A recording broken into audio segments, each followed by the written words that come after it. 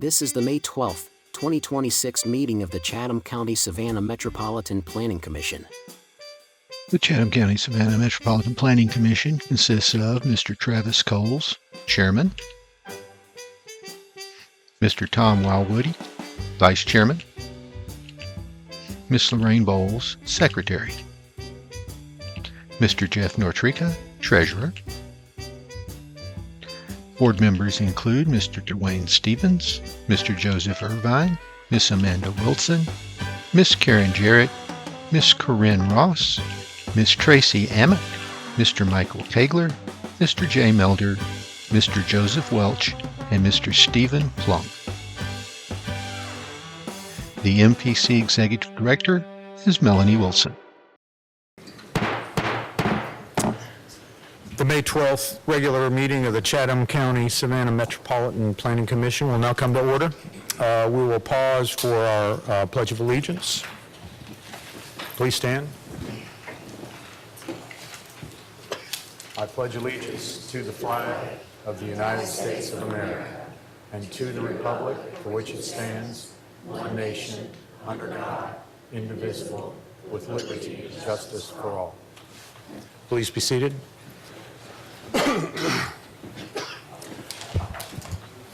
For the staff, petitioners, and members of the public who are participating in our procedures, they will be as follows. The agenda is broken down into several parts. First, notices, proclamations, and acknowledgments. Next, the consent agenda, which consists of items for which the applicant is in agreement with the staff recommendation and there are no known objections. This will be followed by regular business, old business, and adjournment. For each agenda item on regular business, the staff will make a presentation. The staff presentation will be then followed by a presentation from the petitioner, should they elect to do so. The petitioner will be allotted a time frame of no more than 20 minutes. The board then may ask questions of the petitioner or staff for clarification. Afterwards, the floor will be open to the public for comment. If you wish to make a comment on the item that the board is considering at the time, members of the public that are in person must fill out a speaker card and give it to the staff. Those are those blue speaker cards outside the door. And then please give to the staff. If you are participating virtually, use the raise your hand feature on your screen. Do not use the feature until the item you want to comment on is being considered. At the appropriate time, you'll be recognized and the staff will unmute your microphone. At the end of your allotted time, as determined by the chair, your microphone will be muted and the chair will recognize the next speaker. The total public comment time will be less than or equivalent to the petitioner's presentation time. Therefore, for those participating online, it is important that you use the raise your hand feature during the hearing on that item if you want to speak on a petition. Once the floor is closed for public comment on a petition, no additional public speakers will be allowed. If you are not certain you want to speak, still use the raise your hand feature, or if in person, fill out the speaker card. You will have the option to decline when your name is called. After public comment, the petitioner will have the opportunity for a rebuttal and then address any additional needed questions by the board.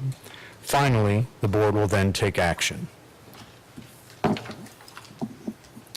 So we have on our consent agenda, we have no items requested to be withdrawn. On our consent agenda, we have an approval of the March 31st MPC meeting minutes.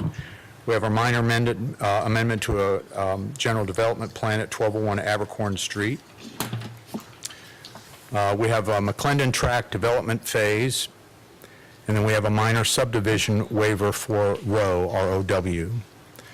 If I could have a motion for approval of the consent agenda. Stevens. Second? Second. We have a motion and a second. We'll go with a voice vote. Those in favor say aye. Aye. Any opposed say nay. Motion is approved. All right, old business, map amendment, rezone RA to PD, 0 Fort Argyle Road, 1150 Fort Argyle Road. Thank you.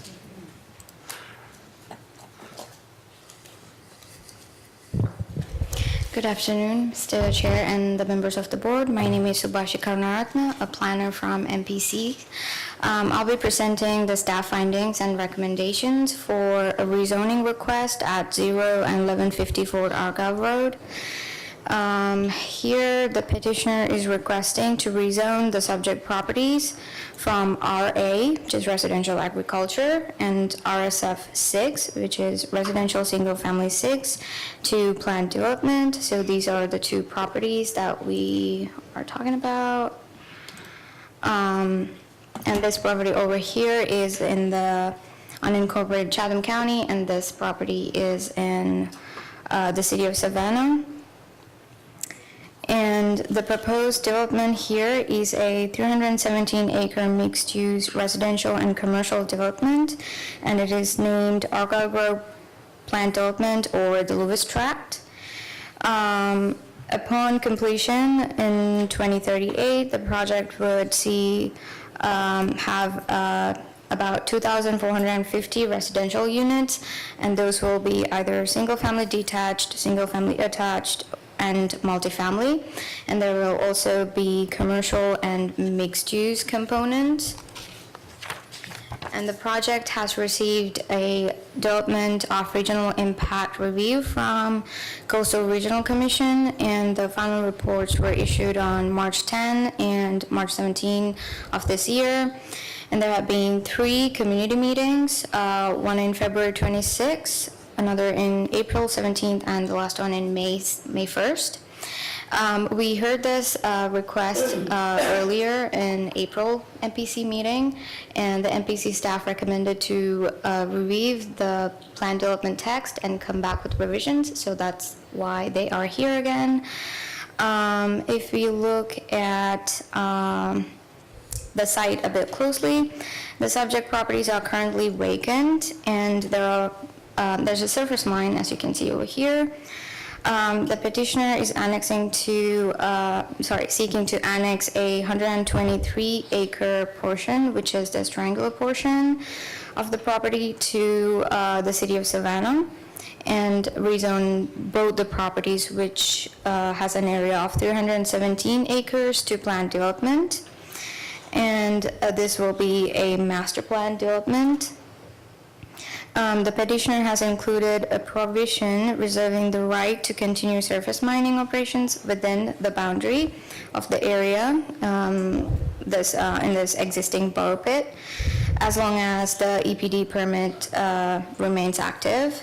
And the applicant has noted that the mine is currently going through the closeout process, and the ultimate development plan is to turn it into a water feature.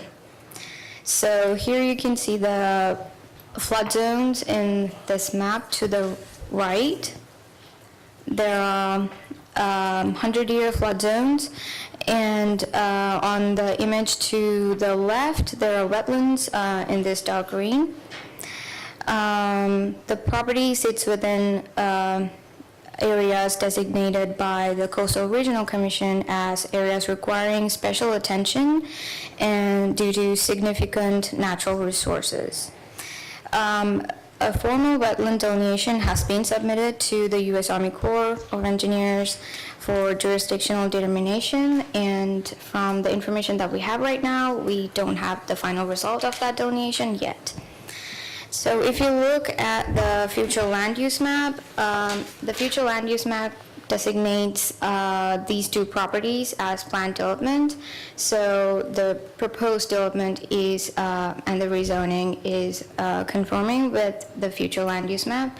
And you can see all around the two subject properties, there are residential agricultural lands and also planned development zoned land as well.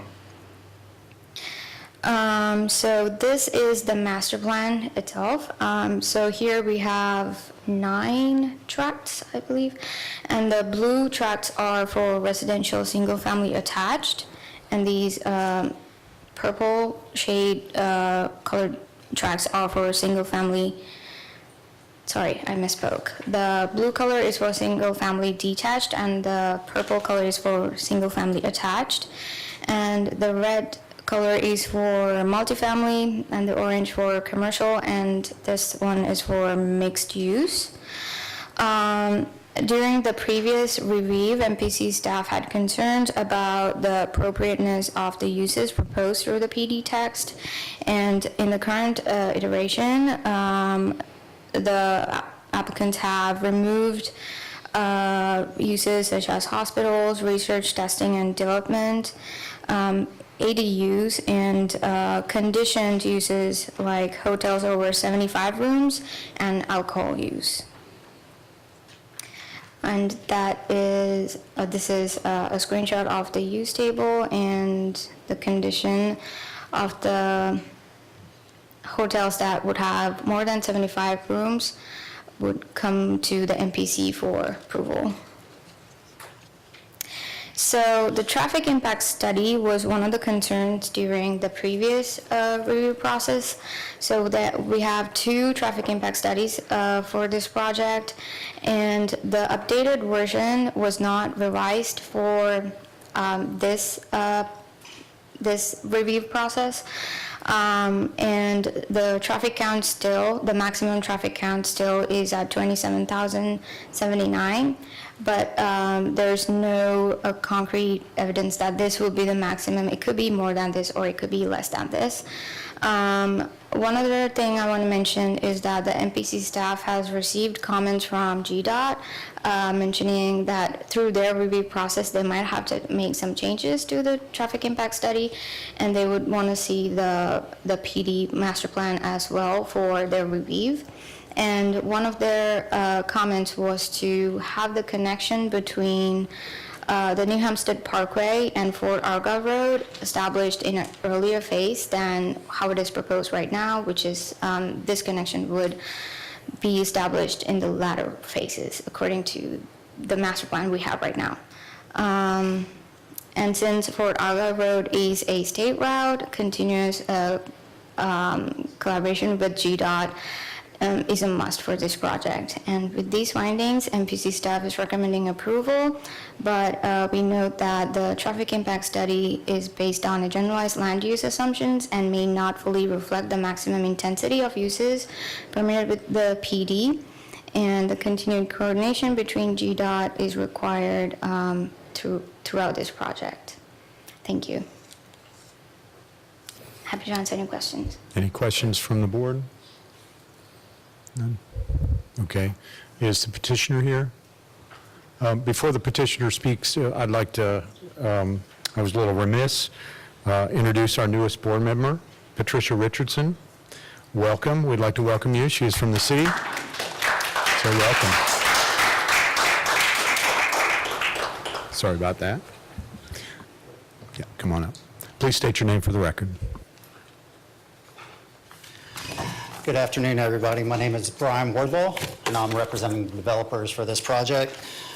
The overview was done very well, and I just want to touch on a few of the items before we go through any more. The property as it currently sits, I think we brought a presentation. I just click on this. I'm so sorry. Your presentation? Yeah.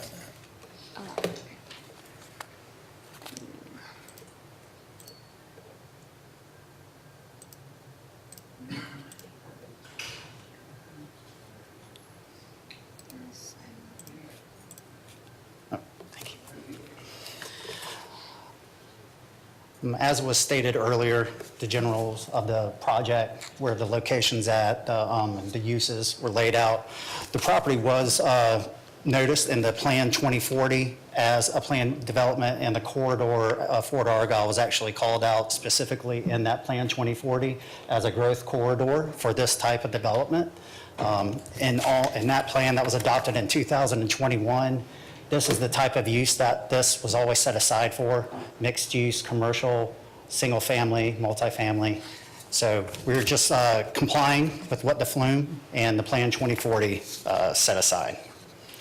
So as you see, the property, it sits pretty much in the middle between a few corridors: Highgate Boulevard, New Hampstead Parkway, Bush Road, and then I-95. Again, our intention is to begin building on this property and to connect New Hampstead Parkway all the way through to Fort Argyle Road in conjunction and partnership with the city, in which we already are working on a development agreement for that road now.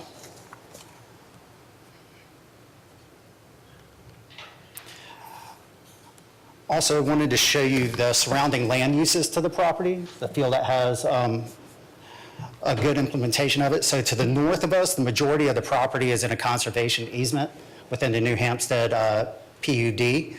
So we'll stay that way. To the left, you can see it's called out vacant wooded. That is a vacant property that we do have first right of refusal to purchase if we do, so we would control what would happen on that property. To the south is another conservation, which will maintain with the Lewis family, which they will use for family recreation. And what I mean by recreation is just camping, family activities, that type of thing. To the right, we have a lesser use of single-family detached parcels that exist. And to the right is what's called the Belford Pit, was currently under operation. And I did want to note while I'm there, the two pits, I spoke with the operator, it's the same operator owner for both of them. They are in the middle of closing both pits down. So the Argyle Grove pit, if you will, there's about 18 months left from closeout process, and the Belford Road pit is just beginning theirs. And those are about 2-year process, what they call seasonal closeouts, that they make them go through. You do your stabilization on the pond slopes, everything around it. You call the state, they come and inspect it, and then whatever season you're in, that begins the time clock of how it is monitored. So if they get it in the fall, they'll come back the fall of 27, that's 1 year. Fall of 28 will be the second year, and then that's how they'll determine if you've met the closeout requirements. So they are currently going through that. So I wanted to make sure I found that out before this meeting so everyone know there's not much traffic coming through there anymore. That's what they told me, and that's what we've seen, because there's other pits up the road that we know contractors are going to, and anybody knows contractors are going to go to the closest source possible. So they're not going to travel 5 miles up if there's good dirt to be had there. So just wanted to let that be known. And again, this next slide is our development, our designations that we set aside for it, as was laid out by the MPC staff. Did a great job of just recognizing what each pod consists of, where it is located. We feel it's a strong representation of, in the mixed-use commercial, of residential commercial use of what we would hope to apply to this type of area and what could come in it. The traffic, Coleman, when they go over the traffic, they'll go over the certain uses. Our vision is neighborhood-centric, commercial, grocers, slight retail, and then other shops that usually go along with someone like a Publix grocer, a Kroger grocer, something like that, to bring to the neighborhood so that they don't have to drive further out and consolidate traffic. 2468 residential units, it's already been stated, and then again, just the different type of uses. I'm going to now hand it off to William with Coleman. He's going to go over the traffic analysis and any information you have there. Thank you.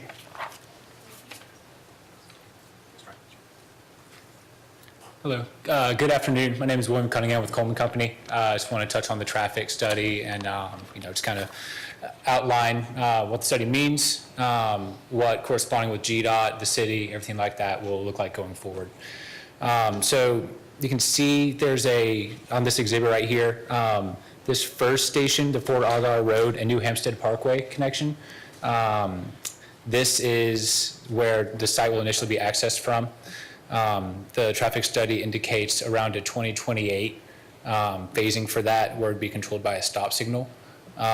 There is reason to believe that we would need to, connect New Hampstead Parkway, as we stated before, but that would come at a later date, around 2038, and the project will be, initially served by around 300 residential units to start off. So the study itself is based on, list of uses, the International or something, Traffic Engineering Institute, that kind of classifies those land codes. Something to note about that, the primary use of this development is residential. So there are certain land codes that qualify within those for single-family detached, single-family attached, and multifamily. So that's something we can more accurately predict for this project. For the mixed use and commercial, we use more of an umbrella kind of effect to be able to forecast what that might look like. I mean, like strip retail, we introduced the grocer aspect of it that, really had a significant jump from our initial traffic study to what our traffic study was post MPC comment. So that is important to know. Also for the mixed use district, it's key to realize that, the more commercial there is, the less residential there is. The more residential, less commercial. Flip side like that. So, it can't be all of those uses combined. It'll kind of be one of each as that site kind of divides itself. The level of service as this project develops will, have to be maintained. That'll be in coordination with the city and with GDOT as this project moves along. That'll be based on site development plan applications that constitute certain different kinds of traffic improvements that are needed. If bigger pods come online that have more homes, then they might constitute, 204 improvements or New Hampstead Parkway improvements. I just wanted to touch on Highway 204. Understand that's been a big topic of concern among residents. Just doing some research into it, just for the public's knowledge. Obviously we can't control, how GDOT goes to, improve and widen 204 as time goes on. But based on what we found, it is on their docket, basically. So the Coastal Empire Transportation Study that they did identified as a long-term project. It's very pricey. I think the GDOT estimated it in the 2023 study as $45 million, and the MPC study a year later estimated about $81 million. That's about 7 miles of for adding 2 additional lanes. So it's a very hefty project. But our hope is that that'll line up well as our project phases in, and that we'll be able to coordinate with GDOT accordingly to make sure that the level of service is maintained to adequately serve our development and traffic that passes along that as well. I think that's all I have. If you have any questions, I'm happy to answer it. I'm going to pass it off to Neil McKenzie with Coleman Company to discuss drainage. Thank you, William. Again, my name is Neil McKenzie with Coleman. Just wanted to spend a little time talking about drainage and some of the concerns that were brought up from the last meeting. And let me get to the next screen here.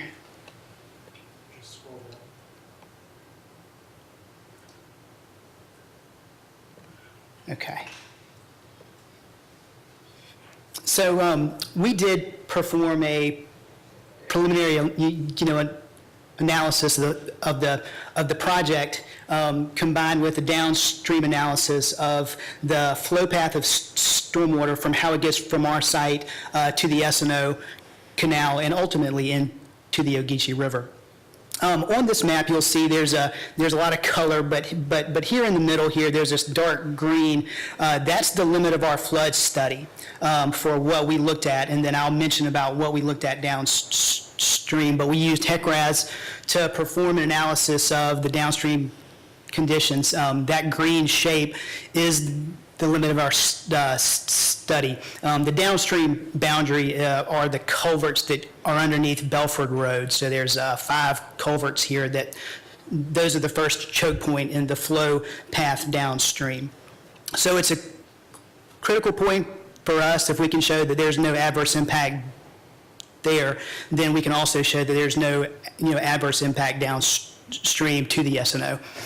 Just some other highlights about the map, the colors in here. So it goes from white to red to orange to yellow to green, and that just shows elevation. So when you have a zoomed out view like this, you can tell pretty clearly where the stormwater goes. So it follows the path of yellow and then to the green. Just some highlights here. So the culverts underneath Belford Road here, that was our point of analysis. And then the flow path kind of runs, takes a circuitous path to get to the S&O, which is right here. And then once it gets into the S&O, it does drain to the Ogeechee. And then during higher events, it does come out of the S&O and then run this way directly into the Geechee. There are two main culverts underneath Argyle Road that we looked at as part of our study, as well as culverts underneath Bush Road and the main culverts at Belford Road. So we analyzed all those, and we're all part of our preliminary study. The purpose of the study is to define base flood elevations for this undefined flood zone. So right now, the green area is an undefined flood zone as characterized by FEMA. What we did was we started that model at the Belford culverts where the base flood elevation is defined. So there's a base flood elevation of 14 at the culverts, and that was part of another study. We used that as a boundary condition and worked our way up. So our flood study today shows that our site has base flood elevations that range from 14.4 to 14.5, so about 6 inches above the base flood at the Belford culverts, but not that much change because there's not a lot of, it's very flat. There's not a lot of fall between the culverts in our site. Study area was about 860 acres, so not only did it include our site, but it includes a lot of areas around it and all the areas that come to the culverts. But again, the Belford culverts are critical to our, to our analysis, and we can show that there's no impact to the elevations and the flow rates at the culverts. Moving into the next slide here, just more of a look about what's going on site. So as part of that 860 acre analysis, we did look at if this site were to, to be developed, and we assigned some curve numbers to the site and reran the hydrology. And the curve number that we used was 92, so that's very close to what you would have in a high-density neighborhood, a lot of paving, a lot of roofs, that kind of thing. So that corresponds to how this would be developed. And we would then route that through our on-site pond models, and then there was mention of an existing borrow pit on site. Our intention is to use that pit and interconnect that with the ponds that we dig as part of our development and create volume in the floodplain. So the benefit that we could potentially offer is creating more storage volume in the floodplain by allowing that base flood elevation to come into our ponds and then provide a place for that stormwater elevation to potentially be lowered by providing the volume. And again, that will be set in stone once we have the land plans for each site and we do all of the complete engineering on the project, but that's where we're going, and we think we can provide a benefit. As far as the volume, the state of Georgia does require you to do some, you have to reduce the runoff on site, and there's a lot of measures that you can pick from. Savannah does require that we meet those requirements, and every part of their ordinance, the local design manual, and their flood ordinance, we would be subject to with this project. So we would absolutely have to meet every bit of those ordinances. Also, last time I mentioned, our willingness to work with the county and kind of help them keep their models, because they also have models of all these canals and all the choke points. We can provide data to them to help their models become more robust and really have a good tracking of how these things operate and the response to these larger rain events. We do know this is a critical area, and we're paying a lot of attention to how this project fits into the, to the basin. The good news is we're at the very headwater of Belford Creek. So what that means is we need to be careful about any downstream effects that we have. But we think that by reducing flow rates and adding volume, storage volume in the floodplain, we can add a benefit to the basin. So we'll continue to work with Chatham County, GDOT, and Savannah to pick out problem areas and help them model and create and provide as much info as we can to keep moving forward. So with that, I think that goes over most of the concerns that we talked about from the last meeting. We're glad to answer any questions. Any questions from the board? Okay, having none. We have 3 public comment cards. Each member of the public will be allotted 3 minutes, and we will start with Patricia Nelms. Patricia Nelms, if you could please come up, state your name for the record. You'll have 3 minutes.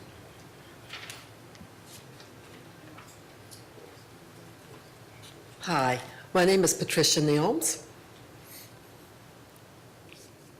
And we're ready? Yep. Okay. Go ahead. Dear MPC members, I recently viewed a SAGES map that is showing my private vehicular access road as Fort Argyle Extension, and that it extends into a totally different tract of land. I have a legal deed proving I am the sole owner. The deed also indicates the north, south, east, and west coordinates of said road that belongs to the Dickerson Kicklighter tract. The road is attached to my private property where I reside. It has never extended into another tract of land. I am required to give egress and ingress to 3 residents that live on the same tract of land, and the land has been in my family for many generations. I am deeply disturbed by the fact that I was not notified about this change, had not heard it until I saw this map. So how did this happen, and who is responsible? I respectfully request that you remove the renaming of my private road, and I once again don't know who is responsible for this, which has never been named. It's just been a nameless road for many, many, many years. There's plenty of available property that's been purchased by the City of Savannah and other entities that can provide the extension necessary to get access to Fort Argyle Road without trying to take my land. I realize that a road that's already in place would certainly simplify things and make it less costly for developers and other future endeavors, but I think taking over the road, my road, private road, is wrong. I would be most grateful if we could resolve this as soon as possible, and I'm available to meet at any given time of the week, and don't mind sharing the documentation, which I have quite a bit, showing ownership of the property and the road. And all this development's going on, even though it's not part of what you guys are talking about, it butts right up to my property. I mean, it's right there. I'm part of this. So I would just love to see some resolution here. Would appreciate your input on the matter. Thank you. Thank you, Ms. Nelms. You're welcome. Next up is Connie Shreve. Connie, if you could please state your name for the record. You have 3 minutes. My name is Connie Shreve. I'm a representative for Savannah Ogeechee Canal.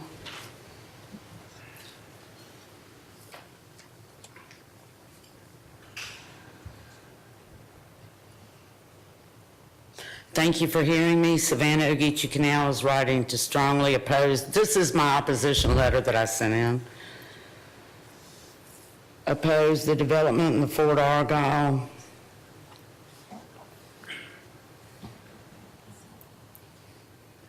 area.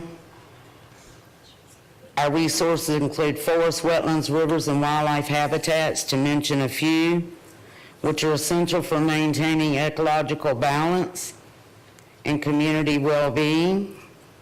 The proposed development threatens to disturb delicate ecological systems, diminish local biodiversity, and potentially pollute our water resources. Once these natural resources are damaged, they cannot be easily restored. Preserving this area is critical and only for environmental health, not for long-term quality of life, but for long-term quality of life and our residents for future generations. I urge the MPC to reject this proposal and instead invest in responsible stewardship today. Will prevent irreversible harm tomorrow. I just heard the developer say something about increasing the volume of flow from that site. The surface mining operation, I sent a letter in the packet. Sally, do all of these people have the letter from the Riverkeeper about the, okay. about the surface mining operation that's been affecting us.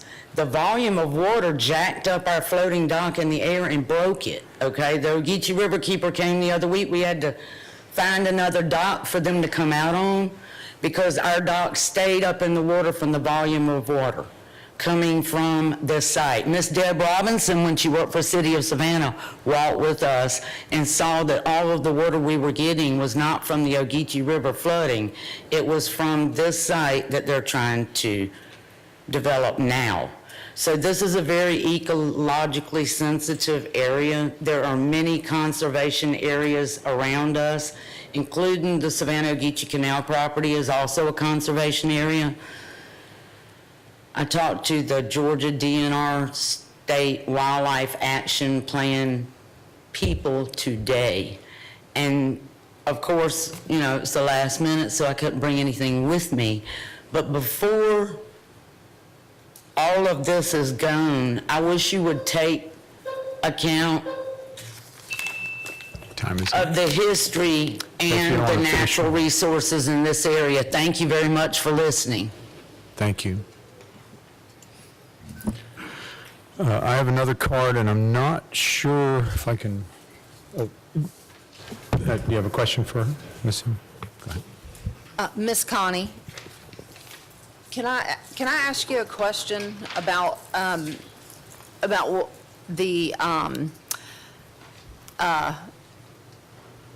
the volume of water that you were talking about is coming from the site? Are you talking about that's coming from the Barrow pit?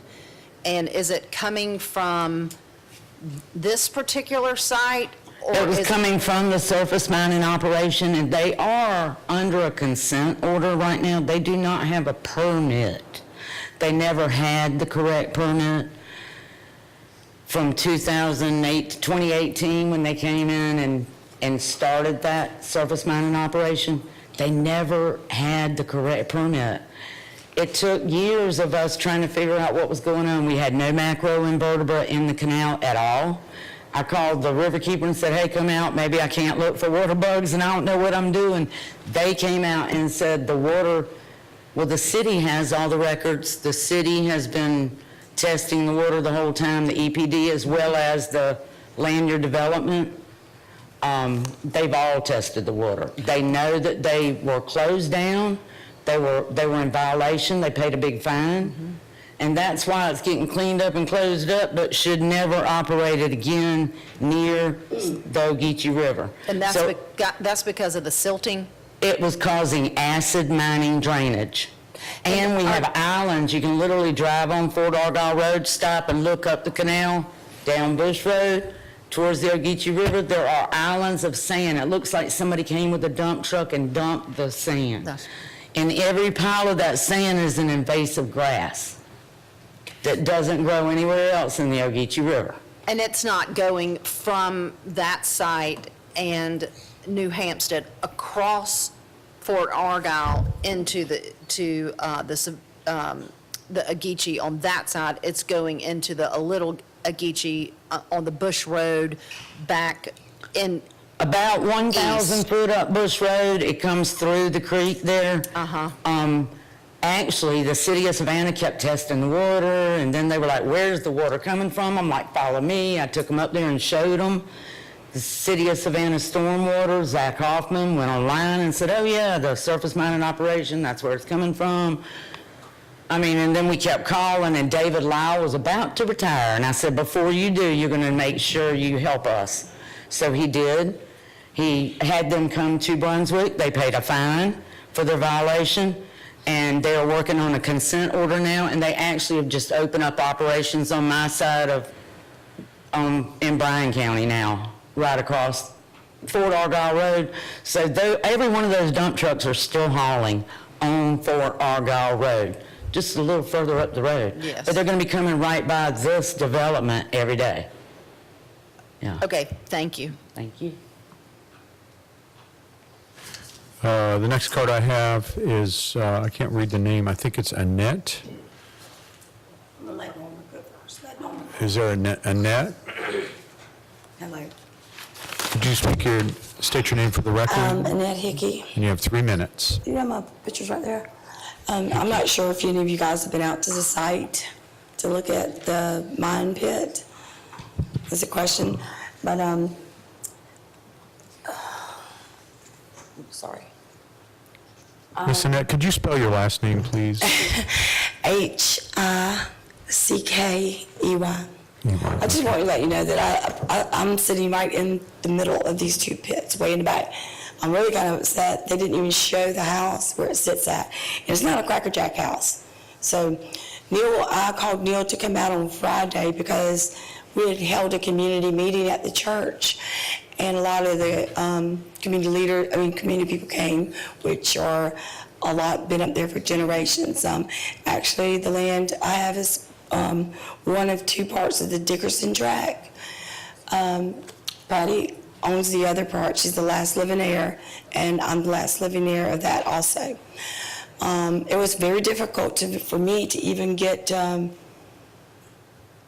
parcel that I have, which are still lingering 7 acres out there, from the state, because the MPC 30 years ago was planning for 2020. Okay, so they're always planning ahead of time. So the last thing they want me to do is build up my dream house there. But either way, the sand pit has moved some markers, some boundary lines. I don't know if you guys have, I was here back in November 20th, 2018, and I've submitted the file number many times when they started the Lewis pit. And we came up with an agreement and everything. I had 150 foot of wetlands, he had 50 foot, and then we had a 25-foot buffer that separated my house from the beginning of the sand pit. Well, I'll go out of town and come back, my wetlands are, they're gone, they're cut down, gone. In the meantime, they're all wanting to get rich back there looking for dirt. I knew there was no dirt back there. So what the lady did on top of here, they really destroyed the world back there. It was like Hiroshima went off, okay? I would invite anyone to come up there and look at it with me. We probably wouldn't be here and having this conversation had I not been given a precedent by Bridget Liddy. She took amongst herself, she told me, executive decision to give me a precedent. And so other people have been speaking on my behalf from the get-go. So I didn't even really realize this is going on. I have a very sick daughter, and that with life-threatening situations I've been trying to take care of. But in the meantime, my property markers has been moved. My wetlands been cut down. My buffer was 225 foot. But nonetheless, is to me, they said they give me a little extra time here to explain this. You have 3 minutes. I need you to conclude, please. Okay, well, to conclude with the borrow pit, besides those problems, boundary lines moved, her issues with the boundary lines, Neil came out and assured me, he saw what we saw. And I asked him, could he fix this or we get this together by today? And he said it was impossible. So I asked them if they want to put something in writing, and no one responds. So I think that we need to get this to prove ownership. One thing, they have a quit claim, so they inherited all these issues. We need to get these in writing because I really don't feel comfortable going on anybody's word. I have a 2-foot buffer now, that's it, and an illegal road put in, and somebody's needs to be held responsible. And thank you. Yeah. Oh, yeah, and also ask him to address, I'm sorry, real quick, please. On the map that came across, on one of your maps, he's got everything going to the basin of the river. And on one of your maps, I looked at it, and has the basin of the river where my whole track, which that is like the top of the hill, the highest point on Fort Arkansas, just about. So I don't know how you get the basin of the river there, but thank you. Thank you. Would the petitioner like to rebut?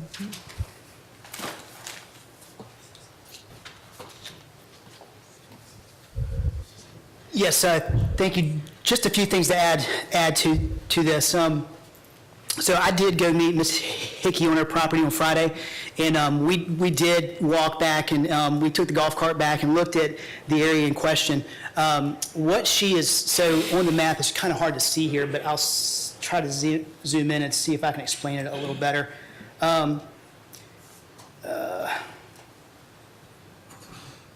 This may be the best one to see it, but So there's a access road right here where where this borrow pit is being accessed. There's some question as to where those improvements, where that access road physically is, and where they cleared in terms of her property. So what I told Ms. Annette last week is we would come out and survey and locate where that road was in terms of the property and where it's been cleared, so that, you know, it's on record and everybody knows where things are. I don't think, so the property lines, the platted property lines that we have and the platted lines that are historical, we're still honoring those. So regardless if a corner was moved or not, the boundary of the PUD, the boundary of our development would be the same. I think the question is whether or not the improvements were done on her property or not. And we'll get to the bottom of that. As far as Ms. Patty's concerned, so her from what we see on the maps, her tract is Just past it. yeah. Correct me if I'm wrong, but I think it's over Right here. there, where that, yes. Right here. Mhm. So By the lake. there's a few parcels between us and Miss Patty, and then finally, I think for the cleanliness of the water and Miss Connie's concerns, I mean, at the end of the day, the good news is we're gonna, you know, these pits are gonna be non-operational and they'll be turned into stormwater ponds. We'll have sod on the sides slopes. I mean, it'll be stabilized where that discharge of material would stop. It'll take us a while to get there. I think those pits are in the process of being closed down, but this project will improve that condition. Thank you. Any questions for the petitioner? Can I just one itty bitty thing? No, the public comment is over, ma'am. Any discussion from the board? Norman, you're a speaker. Can I speak? You have to fill out a speaker card and Us. yeah. It's right outside the door. But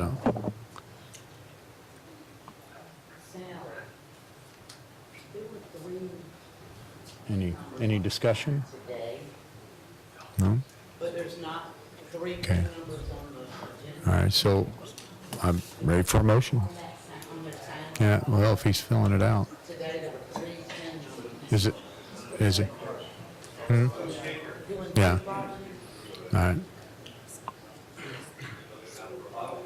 You know that?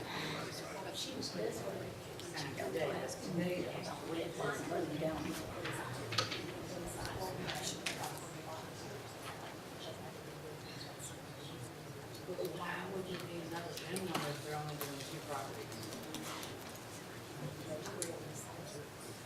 Today, just now I stopped.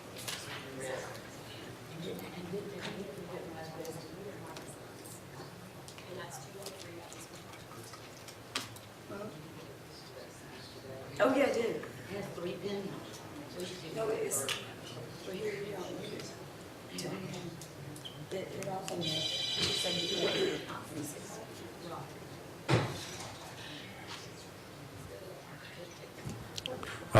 Norman Burnson? That's correct. Okay. If you could please state your name for the record. You have 3 My minutes. name is Norman Burson. I'm a former Chatham County employee. I used to work with Mike Hickler. But my property's out there is right in the middle of it. I've been out there for 30 years. The water runs around my property. And it's right there on the front part of the road. And the markers where it was surveyed is not right. Could you point out your property? sir? Yeah, right here.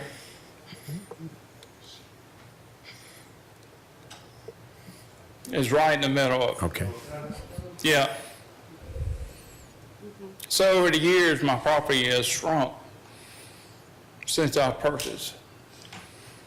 And the markers that's in the back is where the river, where the water runs through there and flows around the property.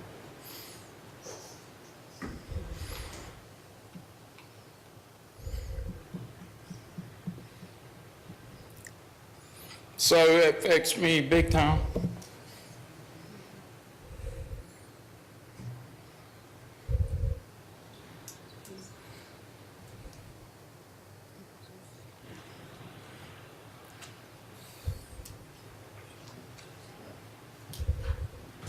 Sir, can I ask you a question? Yes, So you're saying your property has shrunk with the surveying? that's correct. And when they were back there doing the survey on it, I talked with Neil about it. Neil come out there Friday to look at my property, and he says, I agree with you. It ain't right.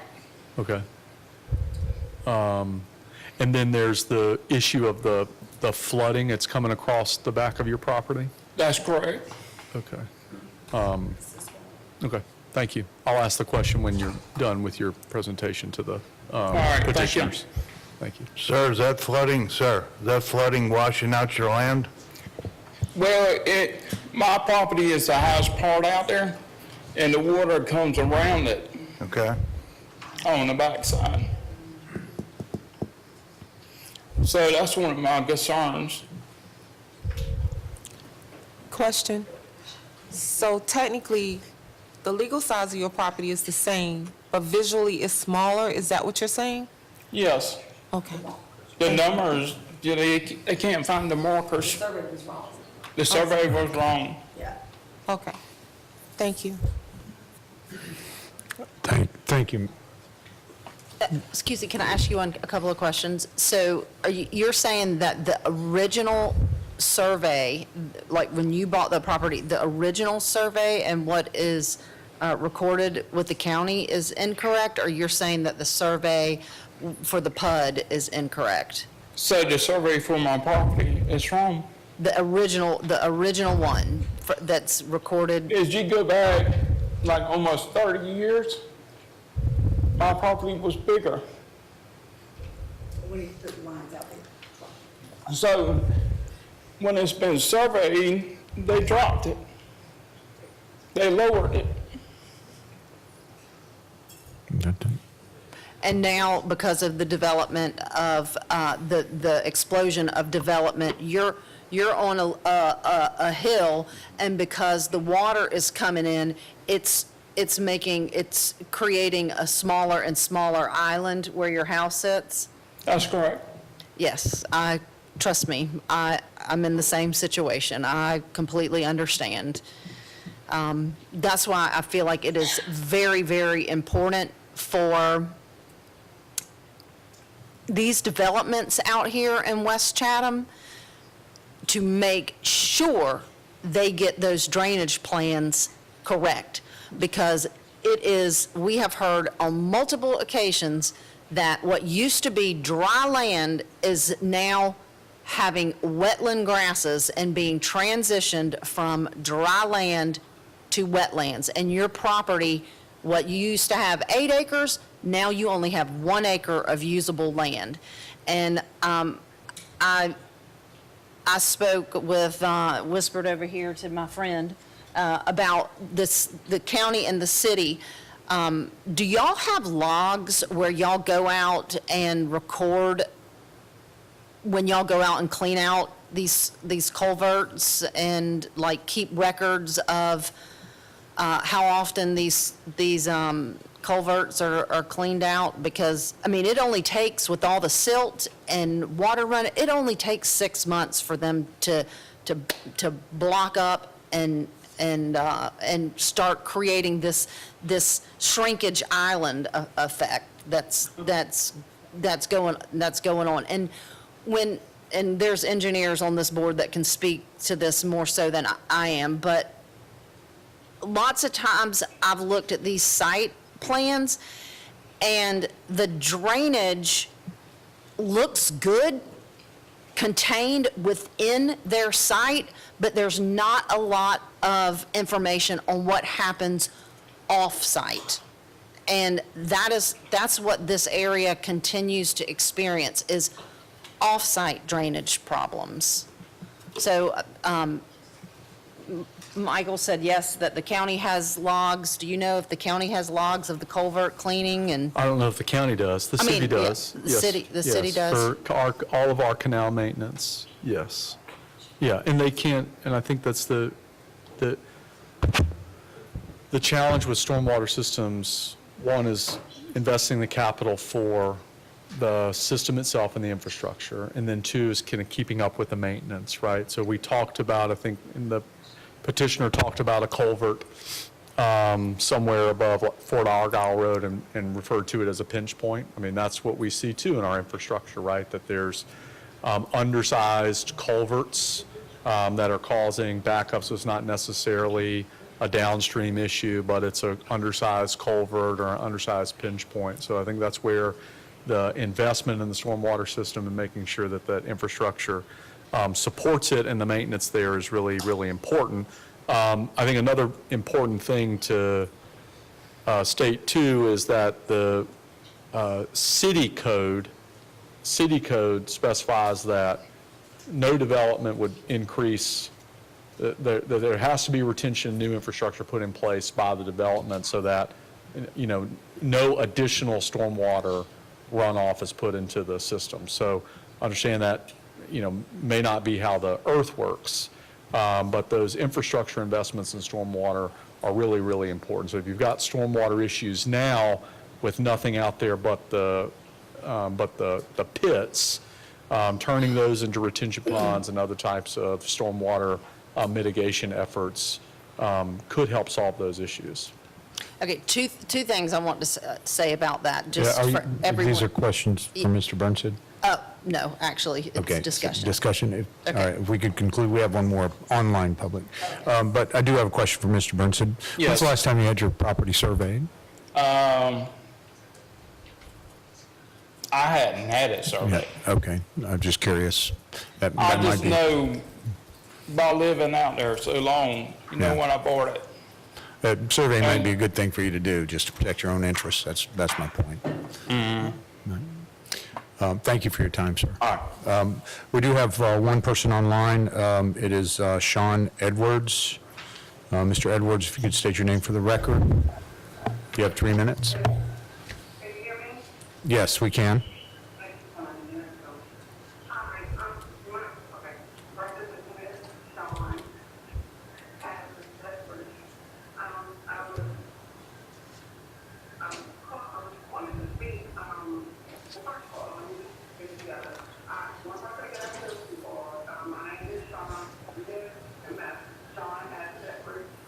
And I am here regarding the petition number 26-001815-ZA concerning 715 and 719 Lincoln Street. That's it. Ma'am, we're on the Fort Argyle Grove petition number 5. Are you speaking about something different? Yeah. We're on number 5 of the agenda. I think you're speaking on number 7, 715, and 719 Atlanta. Okay, so we'll get to that. We're not on that one yet. So if you could put your, we'll mute you and you can stay on until we get to 7, and we'll call you when we get to public comment. Thank you. All right. Any further rebuttal? Thank you, Chairman. I won't take up much of your time. I just wanted to quickly address the pits since they were just brought up. We just recently purchased that tract that the Lewis pit is on as of 3 weeks ago. We officially became the owners of it. We are not the owner-operator of the pit. We do not operate the Belford pit or that one. I've just been trying to help the community and get information out there on the status of them, but we didn't have anything development-wise to do with construction of roads.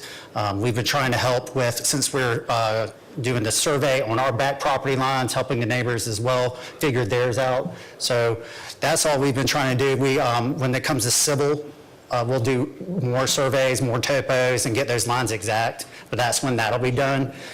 Today, we're just here for the rezoning amendment, and we'll get, down the line, we can get to all those further. But I just want to make it known that we don't really have any affiliation with the pits or the operations or any impacts that they've done so far.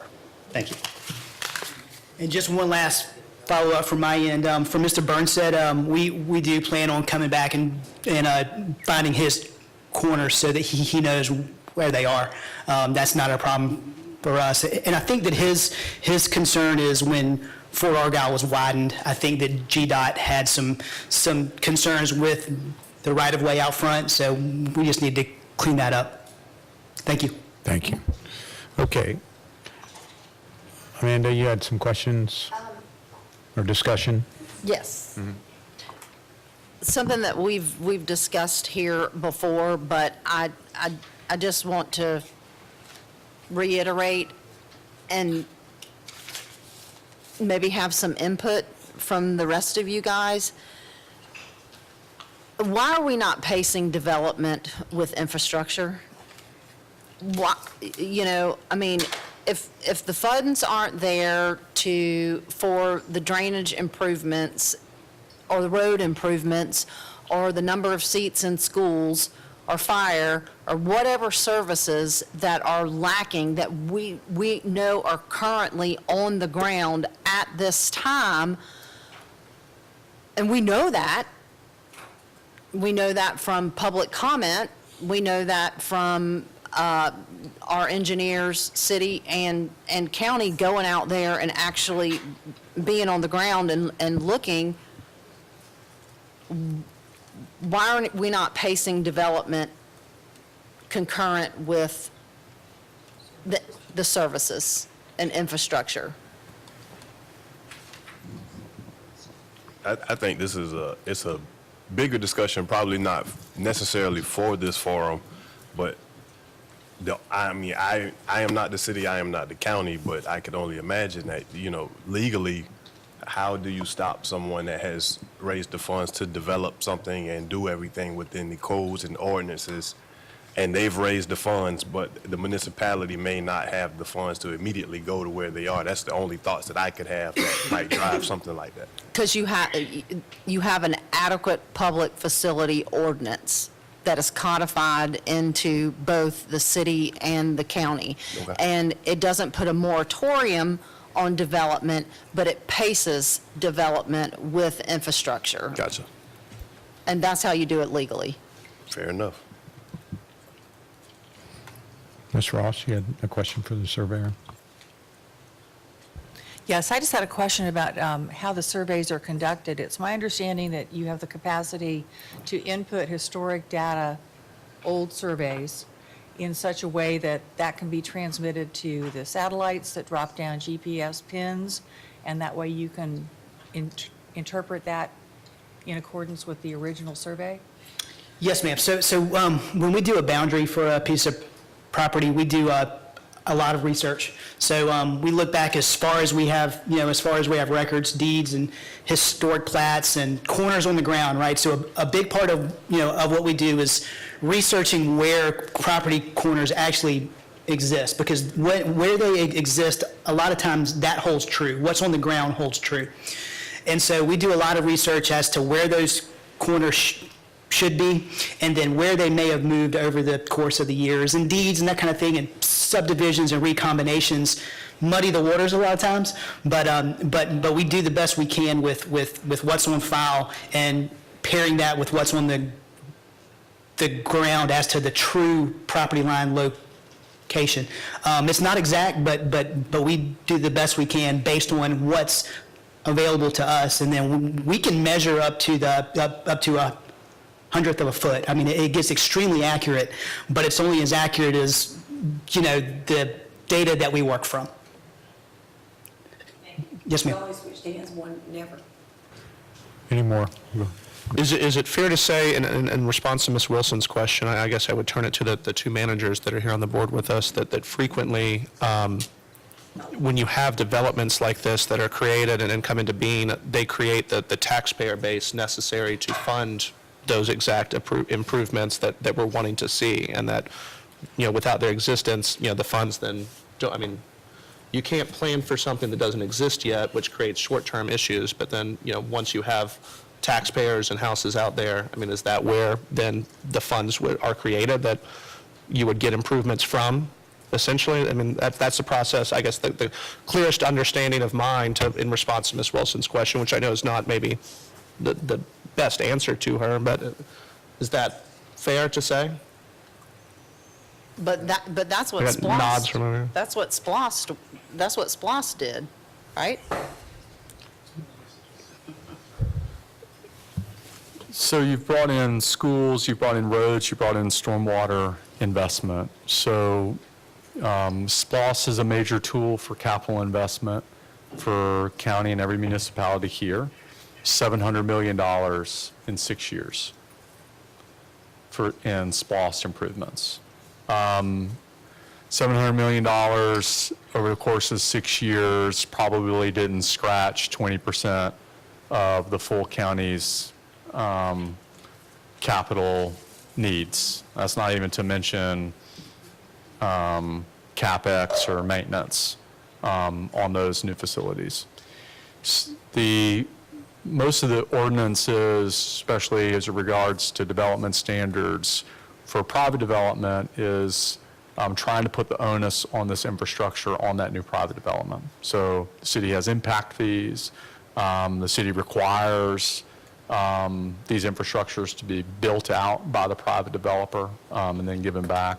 I know we discussed, like specific to this petition, that the extension of New Hampstead Parkway, which would be a really important corridor, would be built by the developer and then purchased back at an established price by the city once it was a public road. A public road would be more than paid for in the impact fees that would be collected as revenue for the development. So you've got impact fees specific to the development, but then you've got property tax digest that would increase for both the county M&O and for a municipality if it was incorporated. And so you would see those revenue increases, and those would pay for police, fire, road maintenance, et cetera. When you think about, and then of course it would also increase the digest for the school district, which is directly how they fund operating expenses for schools. So I think the question is like, what comes first, the chicken or the egg? And I think the answer is sometimes the chicken comes first and sometimes the egg comes first. And there's a lot of infrastructure that's needed in our community that's been needed for 30 years that we don't have yet.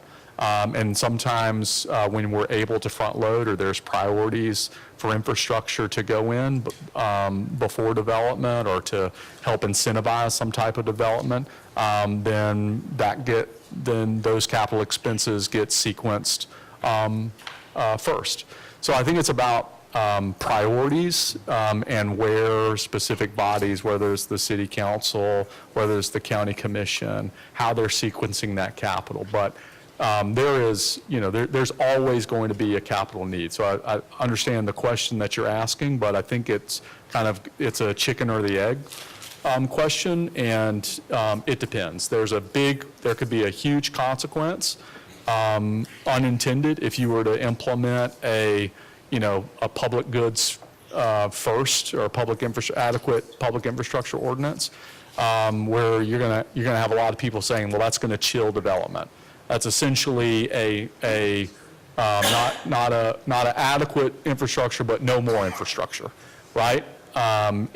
Because you're kind of chilling growth to the digest, you're chilling growth to investment and others. And then there's going to be another side that's going to say, well, it's too late 20 years down the road. But somebody brought up the Coastal Empire Transportation Study. If you're in the MPO meetings, we refer to that as the do-nothing study. I mean, that shows you what traffic's going to be like in 50 years if we do nothing to increase the traffic capacity here. So I don't know that it's a question about laying infrastructure that's adequate to development. It's like always trying to keep up with what's happening. And that's the best way that I can answer it. I don't know that there's a solid formula to follow there. Staff, could you put up the recommendation?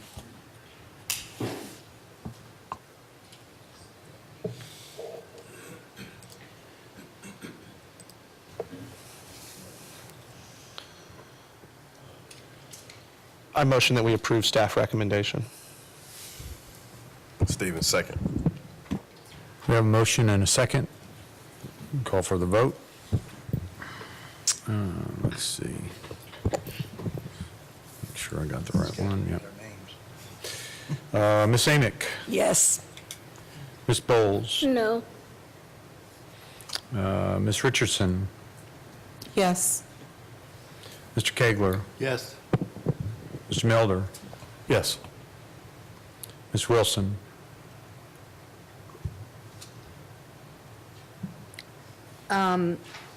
Yes. Mr. Plunk? Yes. Ms. Ross? Yes. Mr. Stevens? Yes. Mr. Welch? Yes. And I too vote yes. Motion passes. Moving on to regular business. GDP with variances, 5510 Waters Avenue, file 26001714-ZA.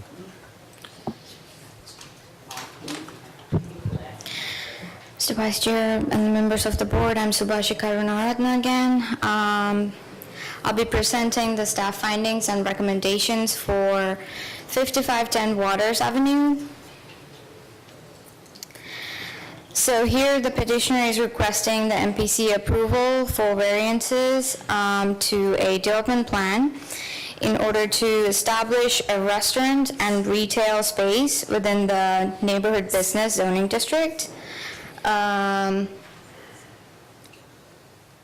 The three variances are reduce the parking setback along Waters Avenue from 15 feet to 10 feet, reduce the parking setback along 69th Street from 10 feet to 2.41 feet, and reduce the off-street parking buffer along East 69th Street from 3 feet to 2.41 feet. So I've marked the request on this map. Apparently I made a mistake. These colors should be changed. The blue is the request and the red, the red is the proposed and the blue is what is required. So the subject site consists two parcels. The 5510 Waters Avenue parcel is this one over here, the rectangular one facing Waters Avenue. And the other one, 1103 East 69th Street, is this parcel over here. The property, 1103 East 69th Street, was rezoned to neighborhood business on August 14, 2025, and it had these conditions attached to that approval to remove the drive-through component and to tie the rezoning to the conceptual site plan that was given at that rezoning process, and the site plan needs to have MPC review and approval. So this driveway of ingress through E69th and exiting through E70th is tied to that rezoning. That significantly impacts the design of this on the property, and the requested variances are necessary due to that, and the dedication of right-of-way to the city, which reduced the buildable area. The dedication is marked with this diagonal hatched line that's going in Waters, 69th, and also the 70th Streets. Therefore, the variances are the minimum that is required to maintain the parking, which is 22 spaces for this development, and maintain the consistency with the site configuration approved at the rezoning. And this, when we look at the site, it has about 185 feet along the Waters Avenue, and 185 again along East 69th as well. And the parcel 5510 is located in the alcohol density overlay, which may affect alcohol-related uses. And if the parcels get combined in the future, this parcel might also need to be incorporated into the alcohol overlay, density overlay. The applicant intends to develop the combined site with a single structure containing a restaurant of 2,100 square feet, as you can see here, and a retail space of 600 square feet. The building will be a new construction and will serve as the relocated and relocated space for Sweet Spice Restaurant, which is currently operating across Waters Avenue.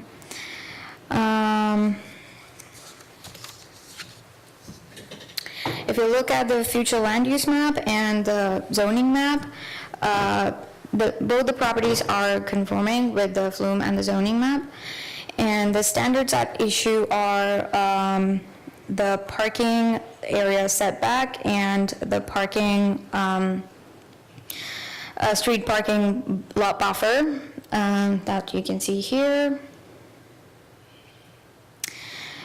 Because the variants are required to accommodate the minimum parking requirements following right-of-way dedication while maintaining consistency with the conceptual site configuration, which was approved as part of the rezoning. The MPC staff is recommending approval of all the 3 variances requested. Thank you. Happy to answer any questions.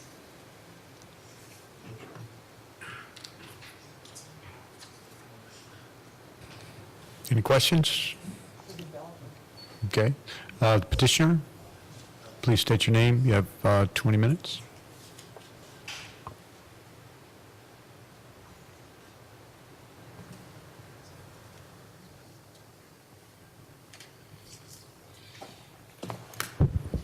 Good afternoon. My name is Paul Smith. I am the designer of record for the client. I really don't have much to add. I just want to hit a few bullet points regarding what we have done in the past. We canvassed the neighborhood last Tuesday to just kind of get a feel for support, and it's the same thing that we did during the rezoning request. We had talked to 9 residents, and they were all in support of it, didn't have any questions. I went through the site plan with them to tell them the minor differences from what we talked about last time. The site plan has actually gone through city review that you see in the package. It's down to very minimal comments, so that's good for us. One of the reasons that we're addressing as it was stated in the package, is that the client took the time and dedicated all of this right away. If we wouldn't have dedicated the right of way and gave it to the city, we probably wouldn't have been here today. In addition to that, there's a 54-inch oak tree that you see on the site plan that's on the East 69th or 70th Street, and that's really driving a lot of the site layout. So we're doing what we can and to lay out the site, work within the boundaries, and keep the oak tree, as well as buffers and whatnot. So we've got something that works here for the client with regards to the restaurant and meeting his performance. If y'all don't have any questions, that's all I have.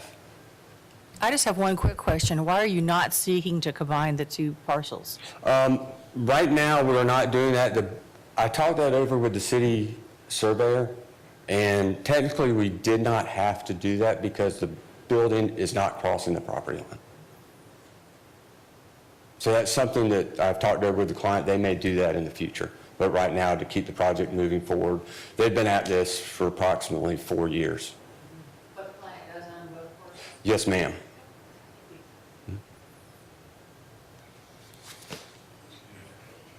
Any other questions?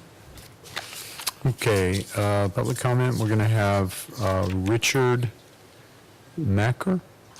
Is that correct? Please state your name for the record. C-K-I-N. Okay. Please state your name for the record, and you'll have 3 minutes. My name is Richard Mackin. I've lived at the property since 1969. For reference, that's before Neil Armstrong set foot on the lunar surface. One of my concerns is about the increase in traffic that this project is going to bring. It's already congested as it is. Just trying to turn on or off of Waters is sometimes almost impossible. Another issue is going to be noise, litter, things of that nature. I don't know what else I can say in that regard. I just want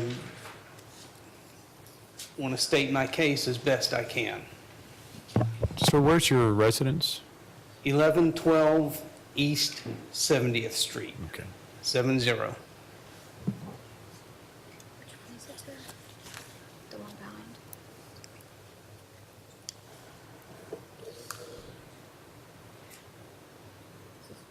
Yeah, if I'm reading this correctly, I am right here. This one? Yeah, if I'm reading that correctly, It's right in the oak tree. let's see, because I have a neighbor on each side, so I'm gonna be right here. Oh, this one. Oh. This one. Yeah, if I'm reading that correctly, yeah. All right, thank you.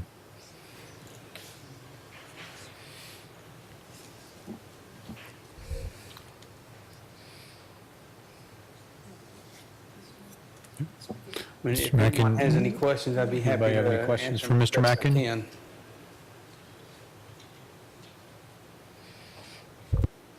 Thank you, sir. Thank you. Does the petitioner have anything to say about that, Mr. Mackin?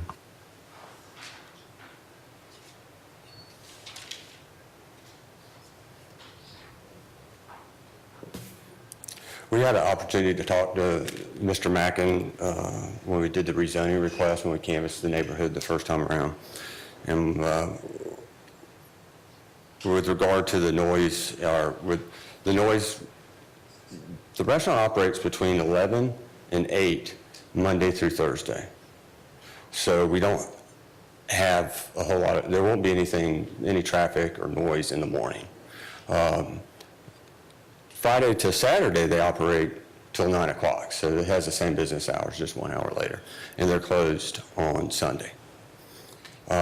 He also mentioned with regard to the litter, and we had discussed making sure that we had proper containers at the exit, because that's usually where you find people when they make they're stopping, they're going to throw something out. So we've agreed to ensure that we have trash cans and things of that nature that helps to prevent that. And I can tell you that the clients have been in business for a long time, and if you've had the opportunity to go by there, you could see that they keep a pretty good, their area is clean. So I believe that that won't be an issue. So that's all I have. Thank you. Board, any questions, discussion? We get the motion or the staff's recommendation back on. Okay. I'll entertain a motion. Motion that we grant staff recommendation for approval. Second. We have a motion and a second. Vote, Ms. Amick? Yes. Ms. Bowles? No. Ms. Richardson? Yes. Mr. Kegler? Yes. Mr. Melder? Yes. Ms. Wilson? Yes. Mr. Plunk? Yes. Ms. Ross? Yes. Mr. Stevens? Yes. Mr. Welch? Yes. I too vote yes. Motion passes. Okay. Item number 7, GDP with variances, 715 and 719 Atlanta Street. Staff, please take it away.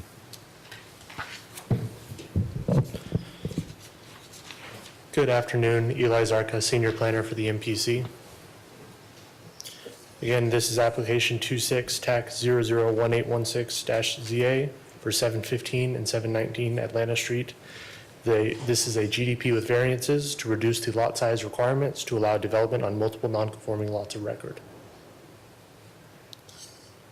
Here is the future land use and the zoning map. These aren't really at issue with this particular, the proposed use is residential, and that complies with the future land use. The zoning is RSF 6, single-family residential. Here are the two standards at issue that I do want to point out because this is a little different than the usual lot size reduction requests that come in. This is a two-part section. So these 3 lots, as shown in the bottom right of your page, the subject lots are lot 21 and 25 for this application.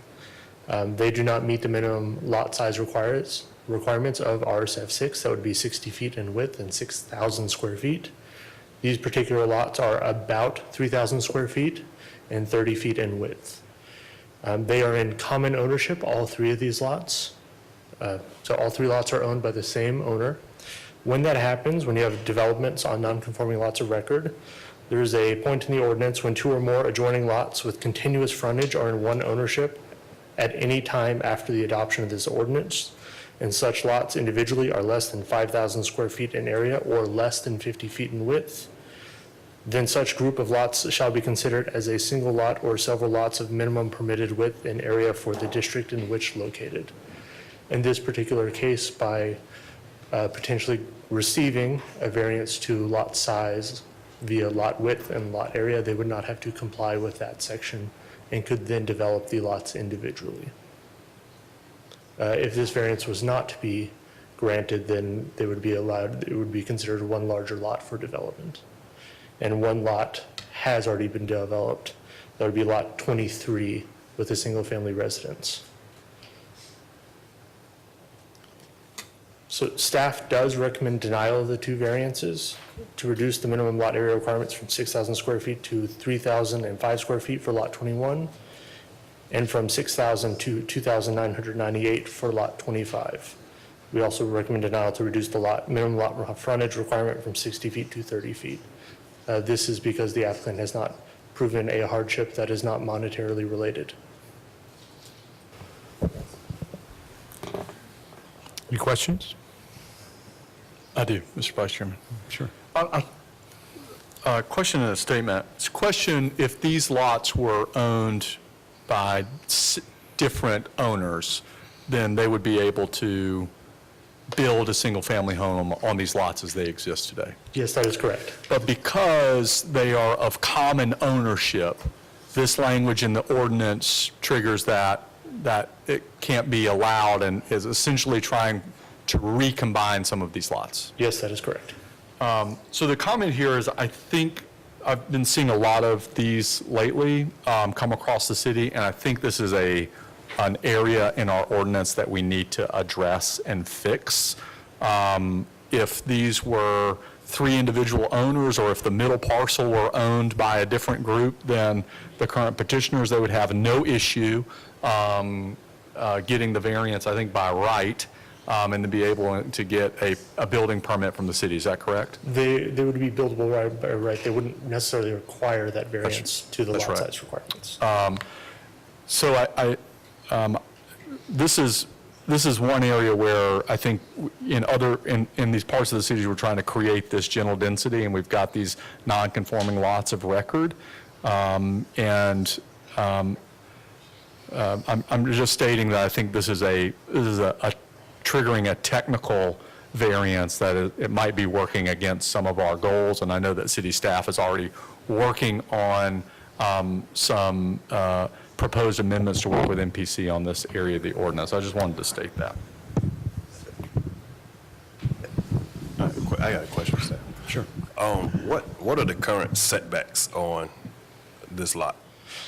I believe these setbacks would be 20 front, 5 rear, and 5 side and 25 rear, if I recall correctly. So we would effectively have a 20-foot wide home. That is correct. And I believe there was an attachment in the packet for the home that was built in the middle currently that shows roughly what that house is looking like and what these potential two lots would be developed as if this request was granted. All right, thank you. Any other questions for staff?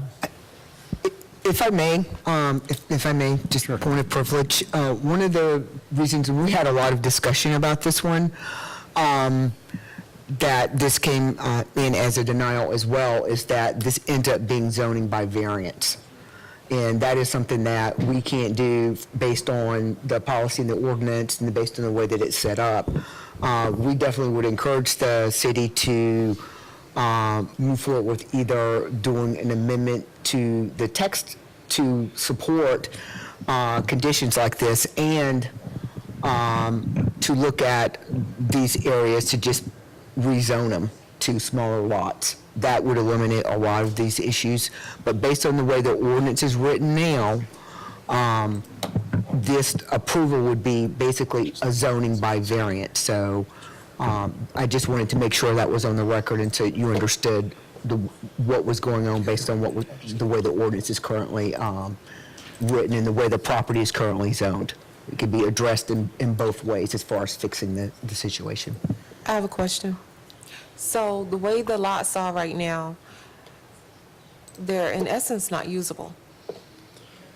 No, basically what you've got is, technically, if the owner had waited and just kind of come in and talked to staff, they could have subdivided the lot and just had two lots. Right.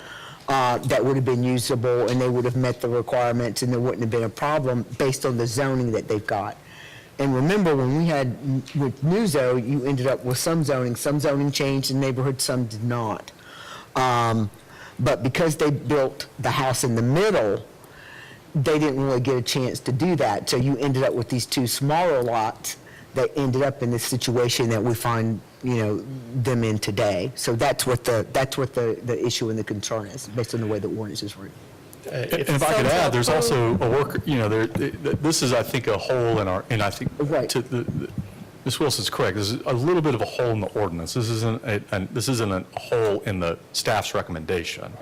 Because they could essentially sell this middle home, and they'd still own the two others, and then they could do exactly what they wanted to do because they're not conjoining lots. Right. So, and I know that our zoning administrator has, when it's been established that the lots are going to be sold to different ownerships, like you're going to sell a home, then they've gone ahead and not applied this rule because the ownership is going to be different. So I think it's one of these kind of niches where it's only triggered if it's common ownership. And I think the policy decision there is whether or not we want to have larger lots or whether or not we want to have more housing. And what we've been doing lately is allowing flexibility to create more housing, especially when that housing at one point already existed in that form. So that's kind of, I think this is one of those areas where there's a lot of creative ways that the property owner could have avoided coming here. I'm glad that they came here, but, and would be able to achieve their ends that way. So that's why I think there needs to be some cleanup on the ordinance, and that's the city's responsibility, and we are working on that. If they Ms. had, Bowles? Would making this change, Let me, if I could call on everybody's name. Ms. Bowles was next. And yes, we've had some flexibility with regard to splitting lots, but we have denied those requests when the resultant lots were a drastic, there was a drastic difference between what is required and what remains. We've gone down 10% maybe, but when it's at this point from 6,000 to 3,000 square feet, we have denied those as our last meeting even. If I may, from staff, one point of difference between this application and the ones we saw, for example, the last meeting, is that these lots all exist. This is not an application to subdivide these parcels. So that is a key difference here. These lots do exist already. They are lots of record. This trigger is because of the continuous ownership by the one person. Mr. Plunk? I was only going to say, if they had it subdivided earlier, they still would have only been able to build two houses on the three lots once they had recombined them, right? If they had subdivided without building the house in the middle, Right. then they would have been able to have two lots that would have been conforming. And it would not have had, it would have not have been, if they had to get a variance, it would have been a very small variance that BZA could have taken care of. This is such a drastic reduction that it does trigger like doing zoning by variance. That's the quagmire that we find ourselves in. I really wish that, it might be something as simple for a quick fix in the ordinance, just to get rid of the continuous ownership, so that if it's a reestablished lot for a date certain, that someone can build on it by right without having to go through this process. I don't like having ordinances that can't be implemented, but this is the situation that we find ourselves in right now based on the way the ordinance is written, and based on the interpretation from the zoning administrator. Understood. To your point, it still would have been Right. fewer total houses correct. that we're trying to. This lot would not permit 2 full lots. You would need 120 feet. of Right, it width. would have We only been have 90 small. here. Ms. Richardson? Ms. Bowles answered my question. Any other questions for the staff? Is the petitioner available?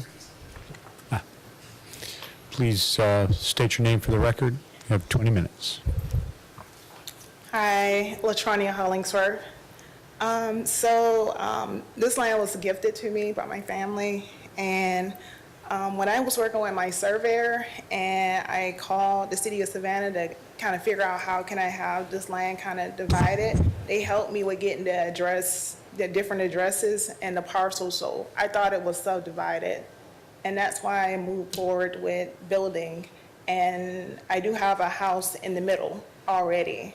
So I honestly wasn't aware of this because I thought it was already subdivided. So now I'm kind of basically stuck with 2 parcels that I kind of can't do anything with, which I would love to do something with these parcels. I invested a lot of money.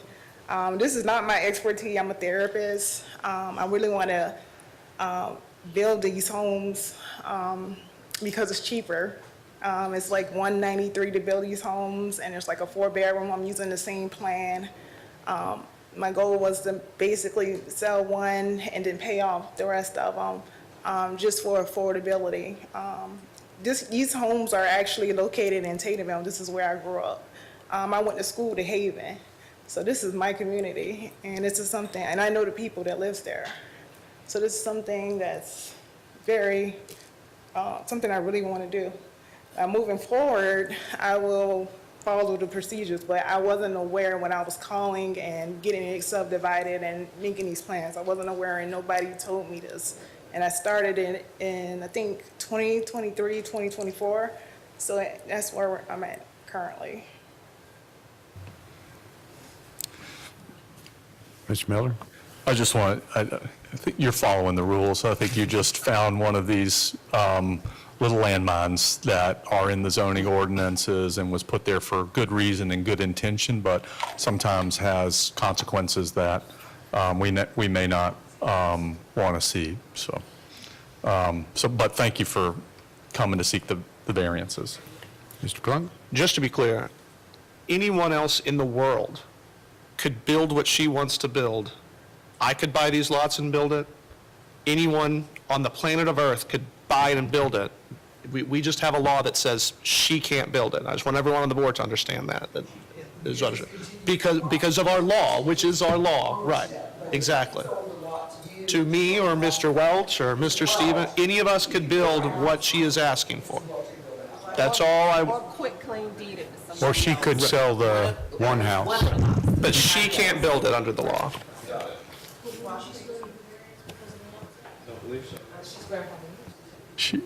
That would be a lighter matter that would be adjudicated very quickly. Right. Mr. Chairman, I make a motion to approve the petitioner's request. I'll second that. But we have some public comment.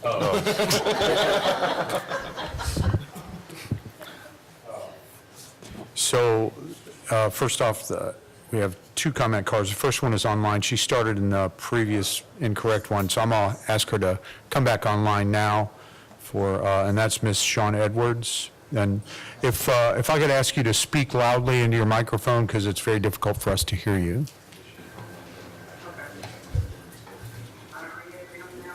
Yes, we can hear you.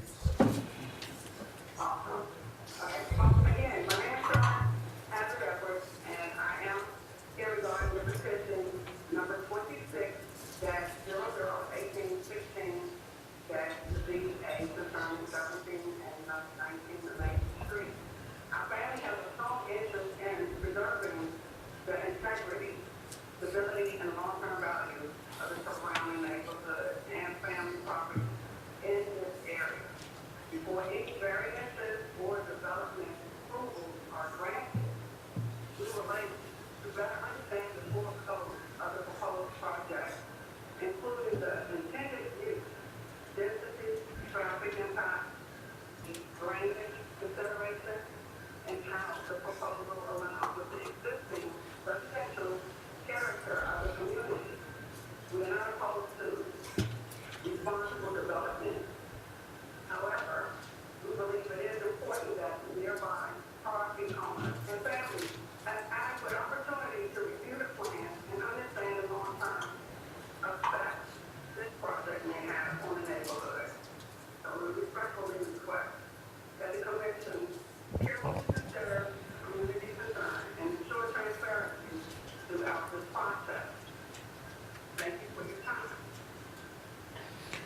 Thank you, Ms. Edwards. Any questions from the board? Thank you, Ms. Edwards. We have Ms. Nidra Hicks.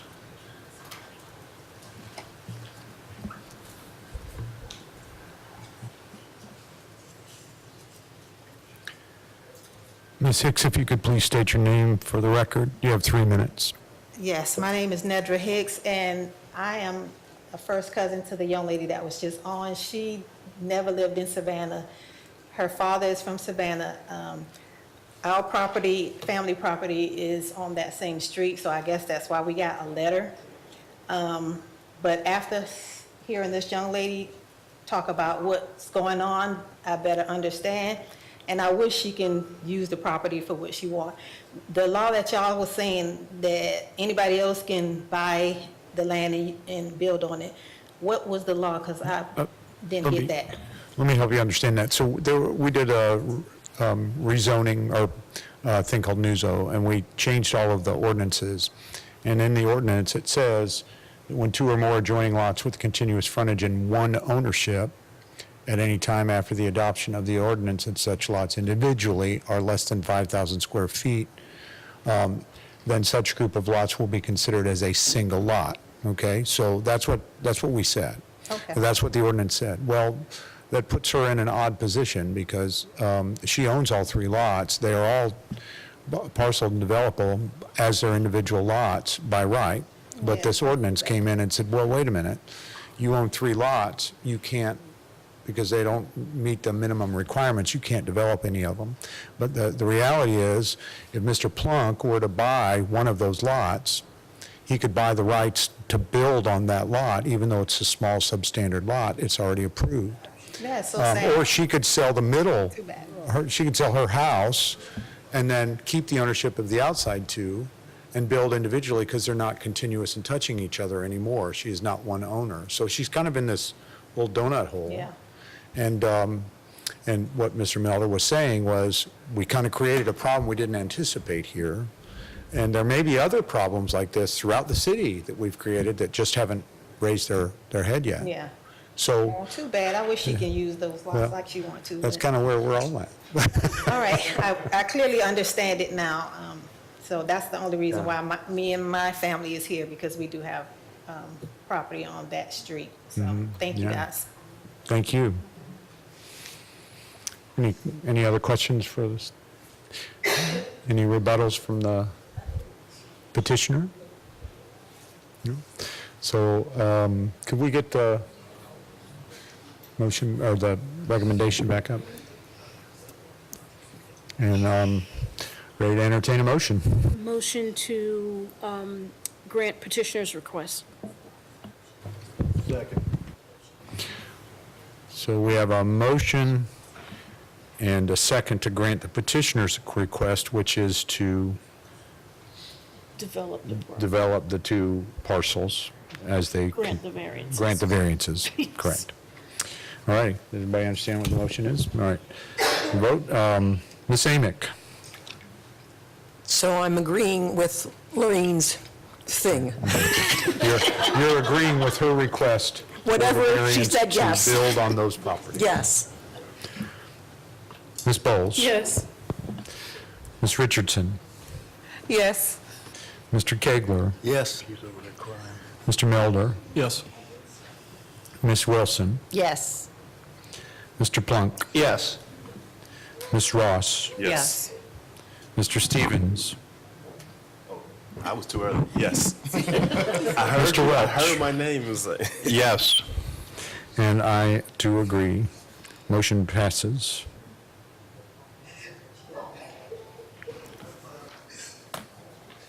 Enjoy your home, ma'am. You deserve it.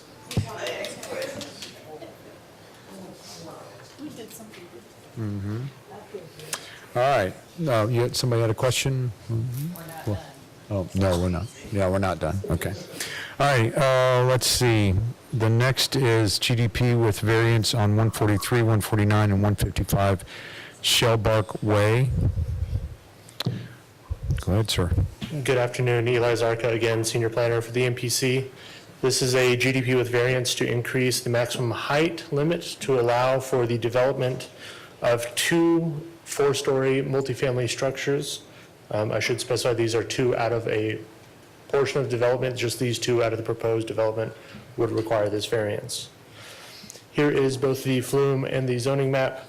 The property is designated as commercial neighborhood and is zoned PD. This is in the Highlands Park Master Plan. Here is a portion of the master plan showing the particular lots in question. These lots are the ones that are shaded purple.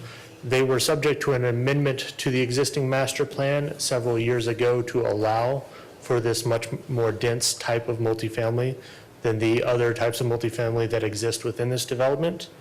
And part of this master plan amendment was that the development should follow the prescriptions of the RMF2 zoning district for the city. That zoning district, as well as stated on the master plan, has a height limit of 50 feet. The petitioner is requesting a height increase to 58 feet. Here is both the front and left side elevation exhibits that were given to us by the applicant, also showing roughly where that 50-foot limit would be in relation to the design of their building. The applicant has also submitted in your packet, I do not have them here in this presentation, several exhibits from nearby developments that are also multifamily that have similar design roofs, and as I understand, the other buildings in this development are also intended to have this roof style. However, all of those other buildings, both the neighboring ones and the ones in their development, are 3 stories and therefore would meet the height requirement even with the roof design.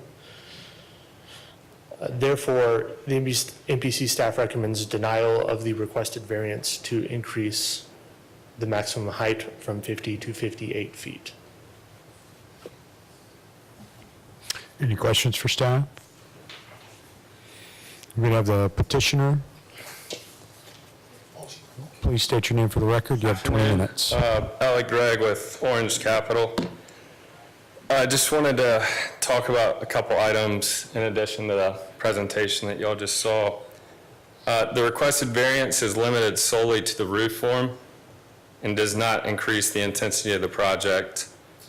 There's already enough height limit to get to 4 stories. It's just going to be a flat roof.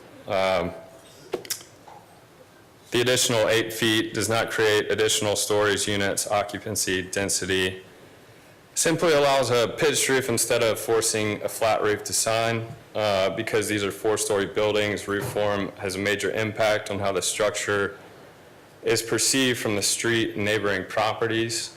Flat roof would create a more abrupt and box-like appearance, while the pitched roof softens the building mass, reduces perceived scale, and creates a more compatible transition to the surrounding neighborhood, which is characterized predominantly by pitched roof architecture. Do y'all have that slide that I sent?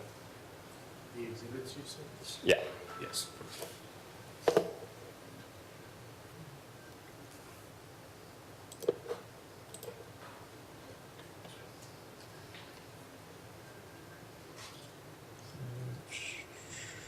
It was in your application.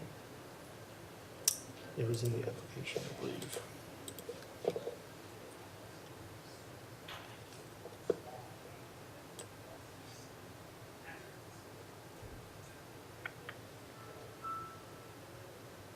Yes, that's it. They are sideways. Okay, they're a little sideways, but I think y'all can maybe understand. So most of the apartment complexes close by are 3-story pitched roofs. They're all under the height limit. It doesn't appear anybody's gone to 4 stories in this area or neighborhood. So we are going a story higher, and we're able to achieve that under the 50-foot requirement because we'll go a flat roof. And I think because most of the neighboring properties are pitched roofs, that makes this even more important to have a pitched roof on our 4-story so it's compatible with the neighborhood. And what's there existing Further, the two four-story buildings are located in the interior of the site, so they're shielded. Let me find that.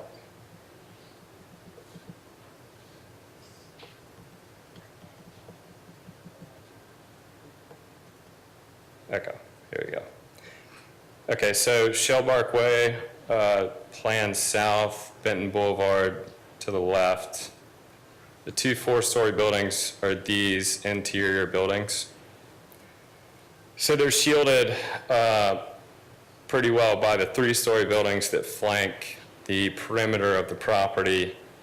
And on top of that, the finished floor elevation of these buildings is around 17. Up at the street, you're at 21. So it's already naturally lower, which helps provide a buffer and less visual impact of the roof form. So combining this interior placement, the lower elevation, and a pitched roof design helps reduce the perceived massing and creates a more context-sensitive architectural outcome. And this request is not intended to seek any preferential treatment or increase development intensity, but rather a request to provide modest and reasonable flexibility that produces a better architectural and contextual outcome without creating adverse impacts on neighboring properties or on the public realm. And if we apply a strict application of the 50-foot height limitation in this case, I believe it would unintentionally require a less compatible building roof form than the one being proposed with a pitched roof. So happy to answer any questions if y'all want to discuss. Mr. Melder. Thank you. Do you think there's other multifamily homes are only 3 stories because of the 50-foot requirement and they still wanted the softness of a pitched roof? I can't speak to their thought process on that. And to talk further about the 4-story, it's cost prohibitive to put elevators in 3-story buildings. So each project we do, we like to have 4-story buildings, not only for ADA, but it increases the amount of people that can use the property. Because if you have elderly folks that don't want to walk up 3 flights of stairs, we've got a 4-story building with the elevator they can hop on and go up. So it does open it up to that, and that's why we like to have at least some 4-story with the elevator.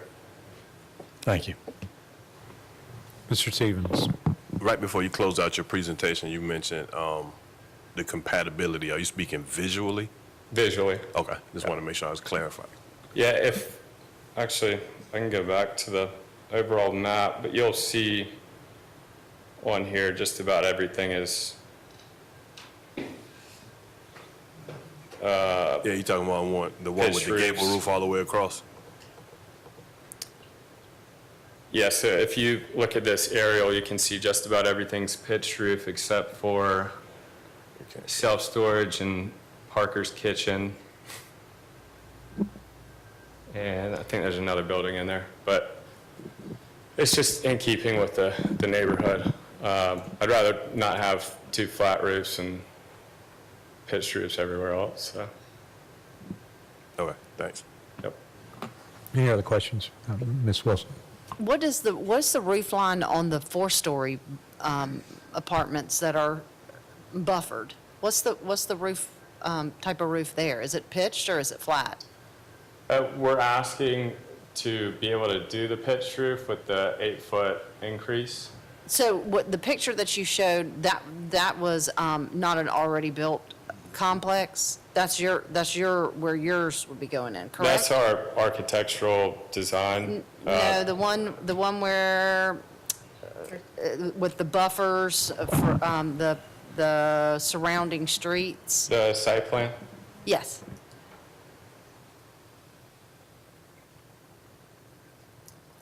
Yeah, right there.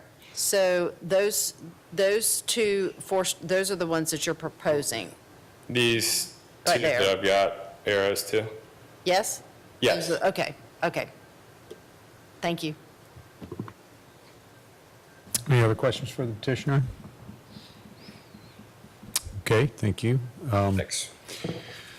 We have John Giordano.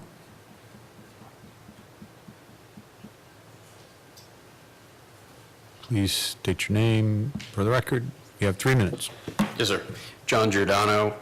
I'm actually here on behalf of Gary Wiggin with the Highlands Park Commercial LLC.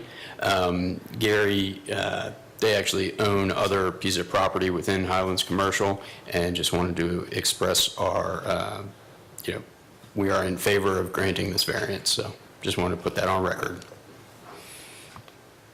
Any questions for the, thank you. If I may, Chairman, I believe they also have the written letter of support that he just mentioned in your packet. Thank you. Any discussion? One more item. Yeah, you've got a chance to rebut. Go ahead. I checked with the fire department. I'm not sure if we brought that up. There was also a letter from the fire department in your packet stating that they would not have an issue with the 4-story versus something lesser. Yes, this is it right here. It is also attached separately in your packet, so you don't have to scroll through the whole thing. Yeah, so one of the main concerns with height limits is usually tied to fire safety. Luis was the first person I talked to about this, and they reviewed it and didn't have any issues with fire access. Thank you. Any discussion? I'll entertain a motion. If you could please put the recommendation back up.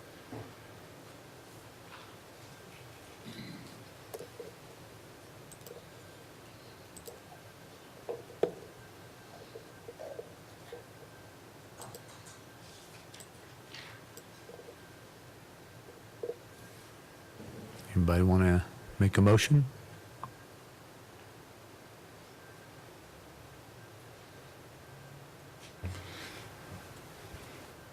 Mr. Melder? I'll make a statement, then a motion. It seems like we're just like, this is more of a design question. They're going to go 4 stories, so we think that development's better with a pitched roof and compatibility versus 4 stories and a flat roof, and I guess I'd go with the pitched roof. So I'll make a motion to approve the petitioner's request for the variance. Plunk, second. We have a motion to approve petitioner's request and a second. Go to the vote. Ms. Amick? Yes. Mr. Bowles? Yes. Ms. Richardson? Yes. Mr. Kegler? Yes. Mr. Milder? Yes. Ms. Wilson? Yes. Mr. Plunk? Yes. Ms. Ross? Yes. Mr. Stevens? Yes. Mr. Welch? Yes. I too say yes. Motion passes. Let's see, next item on the agenda is agenda item number 9, map amendment to rezone a PUD ISEO, IPEO, and PUD MEO, 85 and 95 Skidaway Island Road. Good afternoon, ladies and gentlemen. My name is DeAndre Spradley, Senior Planner with the MPC.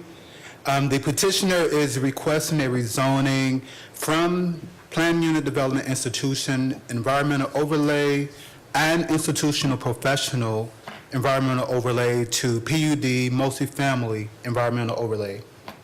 This is the aerial map of the property. It's located at the north intersection of Skidaway Island Park Road, as well as Diamond Causeway. Here's the future land use map. The property does have a civic institutional future land use. The overall use that the petitioner is requesting is compatible with the future land use map. This is the zoning map, and if you notice,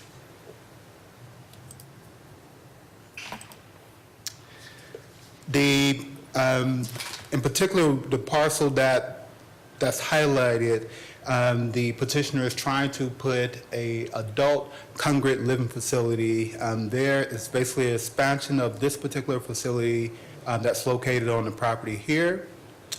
As far as the zoning, it does meet the current requirements.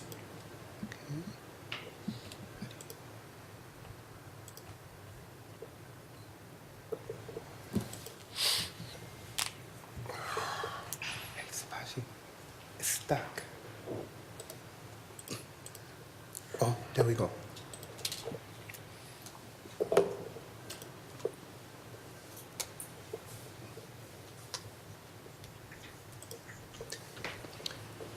The overview of the permitted uses.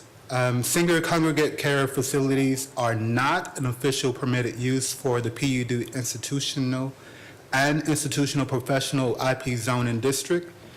Per section 4-6.611A5 of the county zoning regulations, the MPC board initially approved the existing on-site senior congregate care facility at 85 Skidaway Island Road as part of the Green Island Plan Unit development. Senior care congregate facilities are permitted by right for the Plan Unit Development Multifamily Zoning District as requested by the petitioner.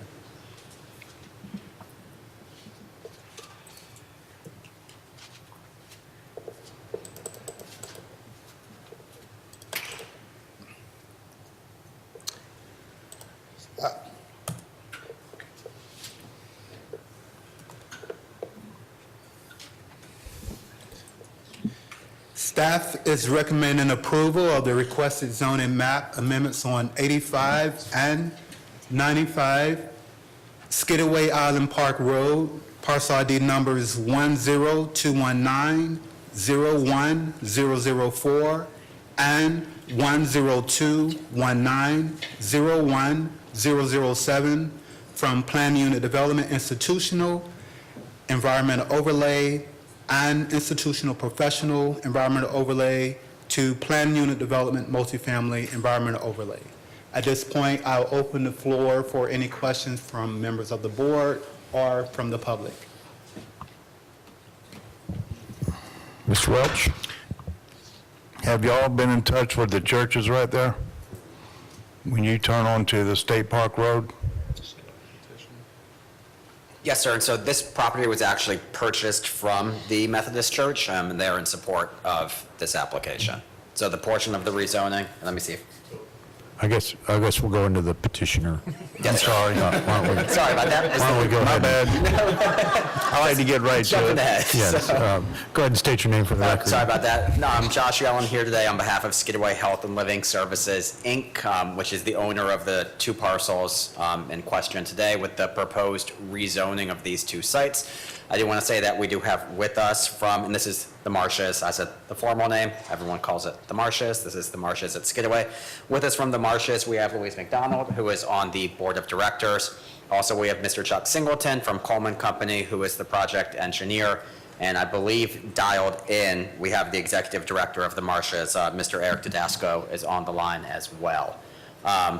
Just jumping in, so for the church aspect, yes, this was purchased directly from the church, and they are in full support. How long ago, Mr. Yellen, was that purchased? I'm well familiar with this whole area. I live there. Within the year? Within a year? Yes, sir. How does this tie into the marshes? What coalition does this have with the marshes? So- In the retired So this point- community? So these two sites, Yeah, I know that. the Marshes currently, the Marshes has purchased this site and will be rolling it in to the existing operations. So this is part of the marshes? Yes, sir. And it'll be resident living or It no? will senior congregate care, so intended will be a mix of independent living, assisted living, and memory care. So this is just an addition to the marshes? Yes, sir. It'll be in addition to this existing operations, which will be folded in. Is it going to be as expensive as the marshes? Because I might live there one day. Yes, sir. And that is, I mean, you make a very fair point. From the conversations that we have had, there's currently a wait list of over 400 deposits already in hand. We know that there is a need for this type of additional facility in Savannah. So they are trying to bring the necessary services to the area. I cannot speak to the prices. Hopefully, having more beds and more units, the more senior congregate care, same as housing, the more we have in the city, hopefully we can bring prices down. What's the height of this building? Ooh. 58 feet, 4 stories, but no, we do not know that yet. We are still working on the design details from that standpoint, trying to go through with the rezoning. We should just rezone it. Yes, sir, and this rezoning is twofold, just to clarify.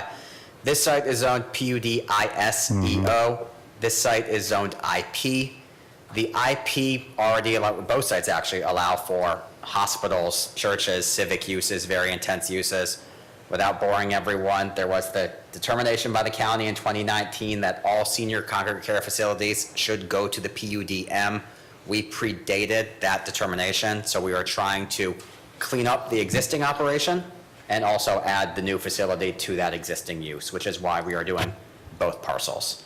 Hopefully I've addressed every question that you have, but I'm happy to answer any additional questions. And we do want to thank DeAndre and staff for their support of this application. We have met with MPC staff, we've met with Mr. Lotson and the county, and are hopeful to get this project moving forward. So thank you all for your time. Thank you. I don't think, is there anybody online for public comment? Probably 400 people. Okay. Any other discussion? Okay. If we can get the recommendation up. I motion that we grant petitioner's request. I'll second that. Plunk. Okay. We have a motion and a second. Call for the vote. Ms. Amick? Yes. Ms. Bowles? Yes. Ms. Richardson? Yes. Mr. Kegler? Yes. Mr. Melder? Yes. Ms. Wilson? Yes. Mr. Plunk? Yes. Mr. Stevens? Yes. Mr. Welch? Yes. And I too vote yes. Thank you all. Motion passes. Let's see.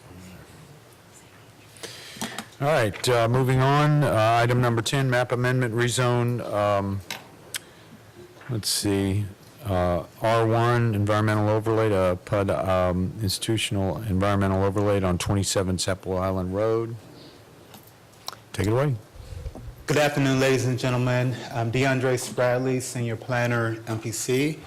Again, the petitioner is requesting a rezoning from one-family residential environmental overlay to PUD institutional environmental overlay.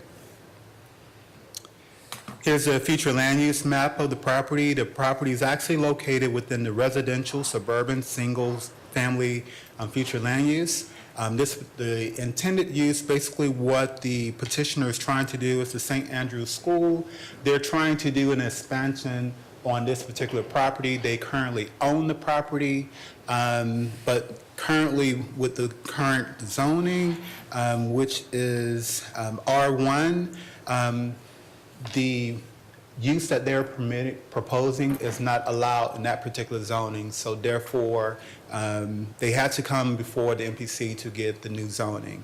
And if you notice, the zoning that's to the right or to the northeast of the property is in the PUD-IS, and then to the southeast would be the PUD as well.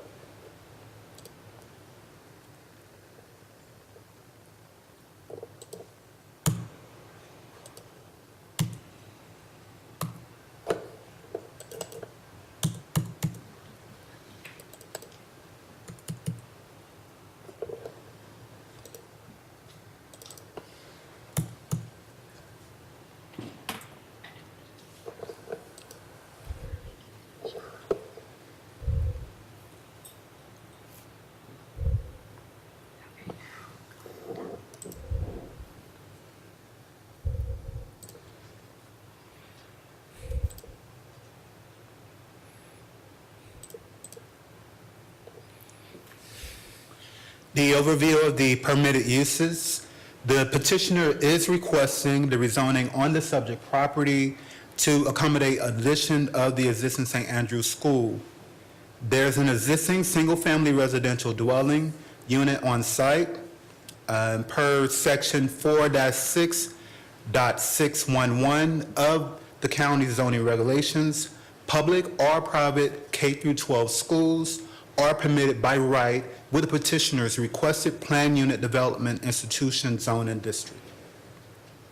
Therefore, staff recommends approval of the requested zoning map amendment on 27 Sapelo Road, parcel ID number 10077090007, from one family residential environmental overlay to planned unit development institution environmental overlay.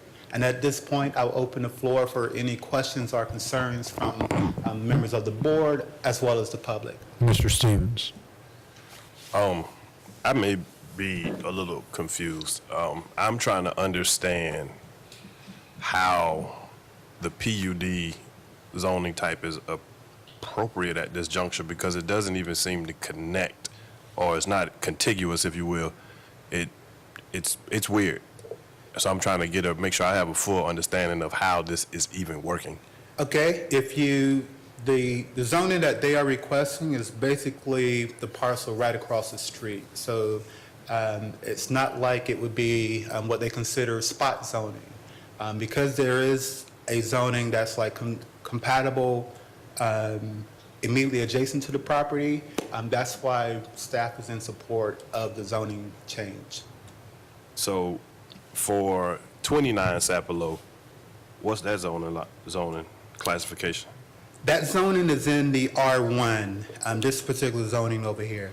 No, 29, the parcel right adjacent to it, the wedge. Here? Yes. Yes, sir, that is in the R1 zoning as well. Okay, so the one to the left is also R1? Yes, sir, yes, sir. This one here. Right? Is it the one that you're referring to? Yeah, that's the one I Yes. just trying to get clarification on. I'm a little confused. I personally, this is weird.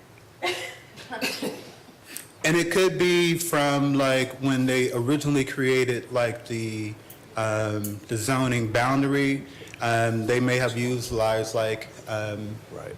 like you can tell that they did it based on like the parcel lines.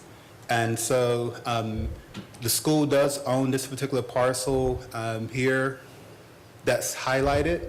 And I think what happened is that when they did the rezoning, they based it on like, okay, they said everything south of this particular road is in the R1, although the property owner is across the street. If I may also add, Spike isn't Yeah. charged, okay, there it goes. The property directly to the right is also owned by the It says city, mayor, it's the city, water mayor, tower all and of it. associated buildings there. So even though it's zoned R1, it's not being used as residential. No, I follow that. Yes. Yeah, because I looked at it. Yeah, it's just a little weird to me. But Yeah, and it could be If this helps you out, I think that the reason that that's coming in as a PUD is that the schools want to have everything in the same zoning class, so that they can, when they're making improvements and stuff, they don't have to keep going back and forth. And because it's across the street, it's something that would be allowed. As you can tell, the property to the east is used as a water tower, water facility, and that's why it came in that way. If they left it out, since they've purchased it, every time they wanted to make an adjustment, they'd have to come back and do something extra. So they're just using this as a way to do master planning for the whole property. That's the way they came, that's my understanding about why they came in to include this as part of their campus.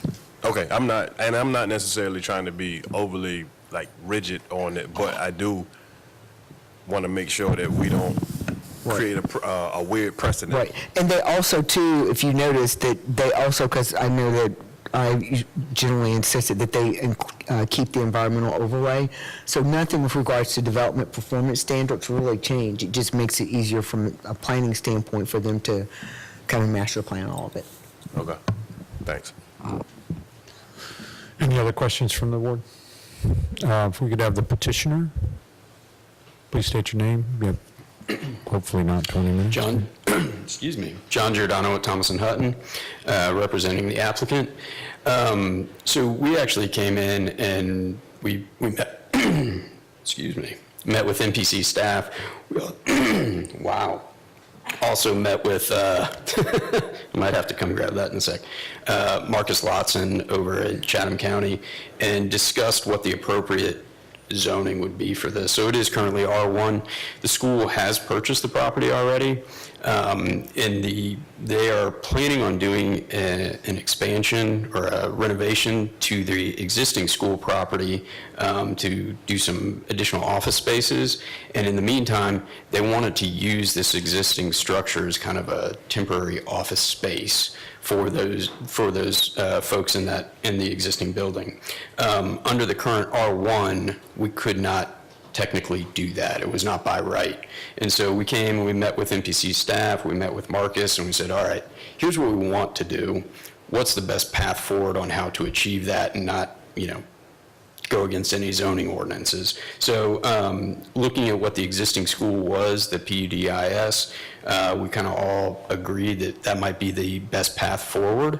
That was kind of how we landed on that. So in the for temporary, you just use it for temporary office space. Future long-term, they may end up using that also as a potential temporary housing for teachers coming in. If they've got new teachers moving to the area, they might be able to let them stay in that housing. All of that's allowed under that PUDIS, kind of gave them a little bit of flexibility there. That was kind of the nexus of how we got to that zoning classification.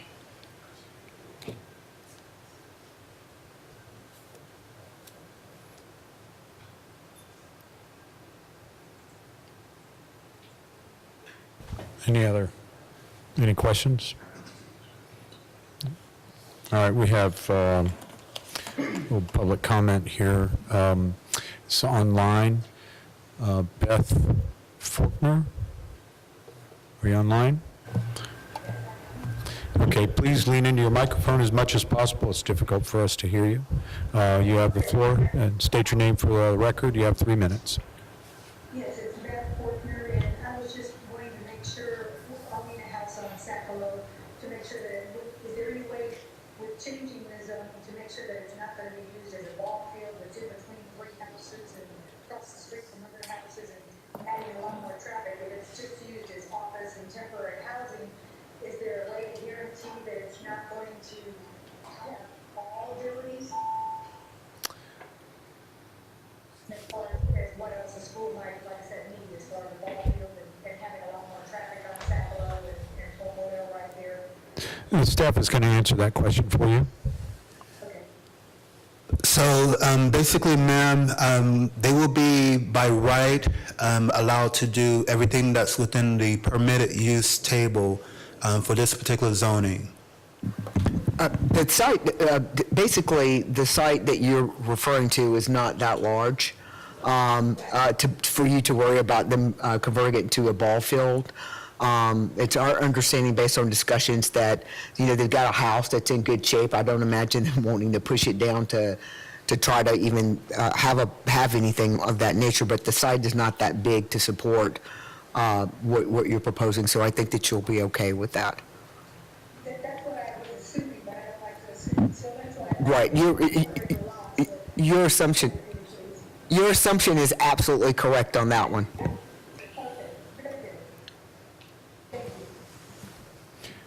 Thank you, Ms. Faulkner.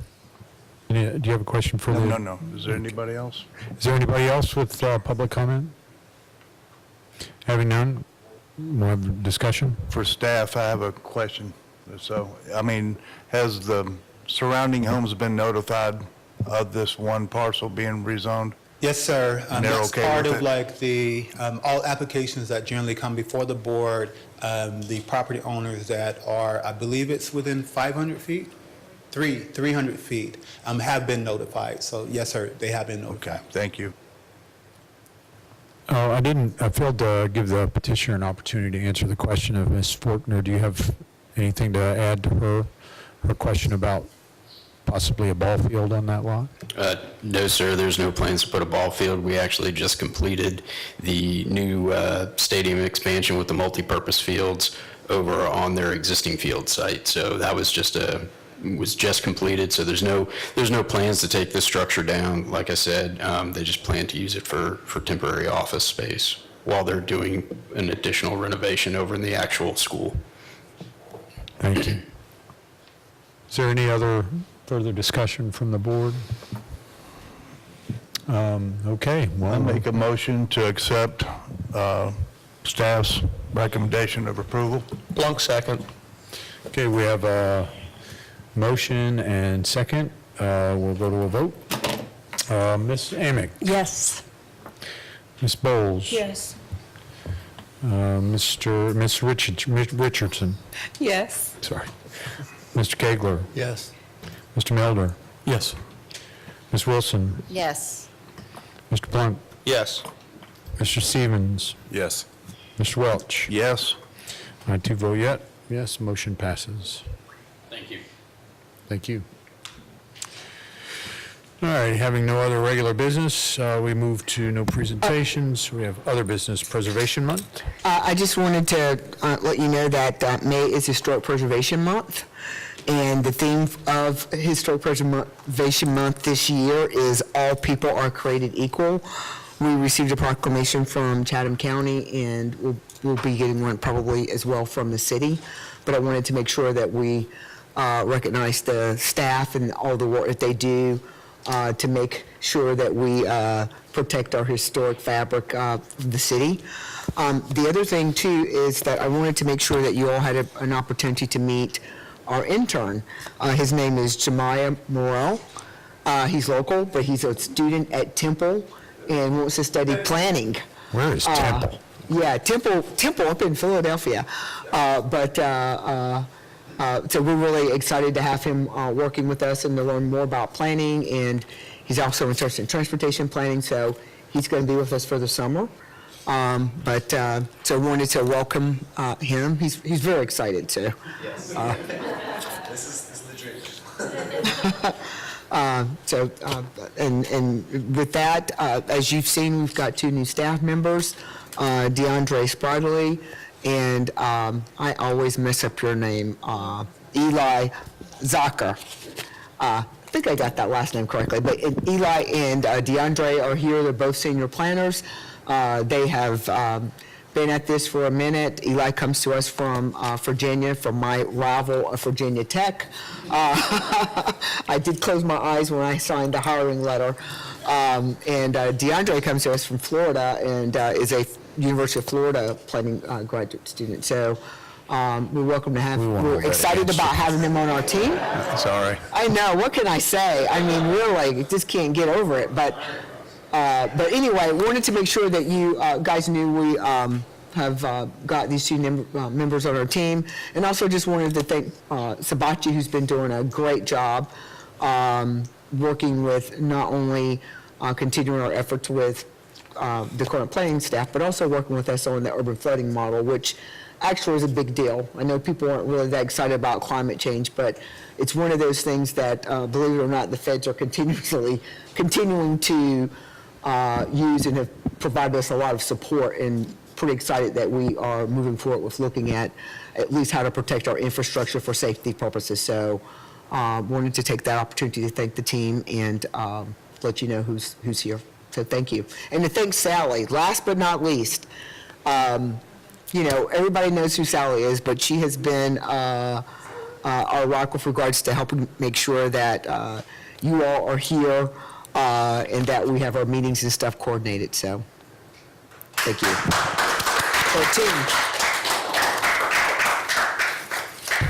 Okay, with that, motion to adjourn? So move. Second. All those in favor? Aye.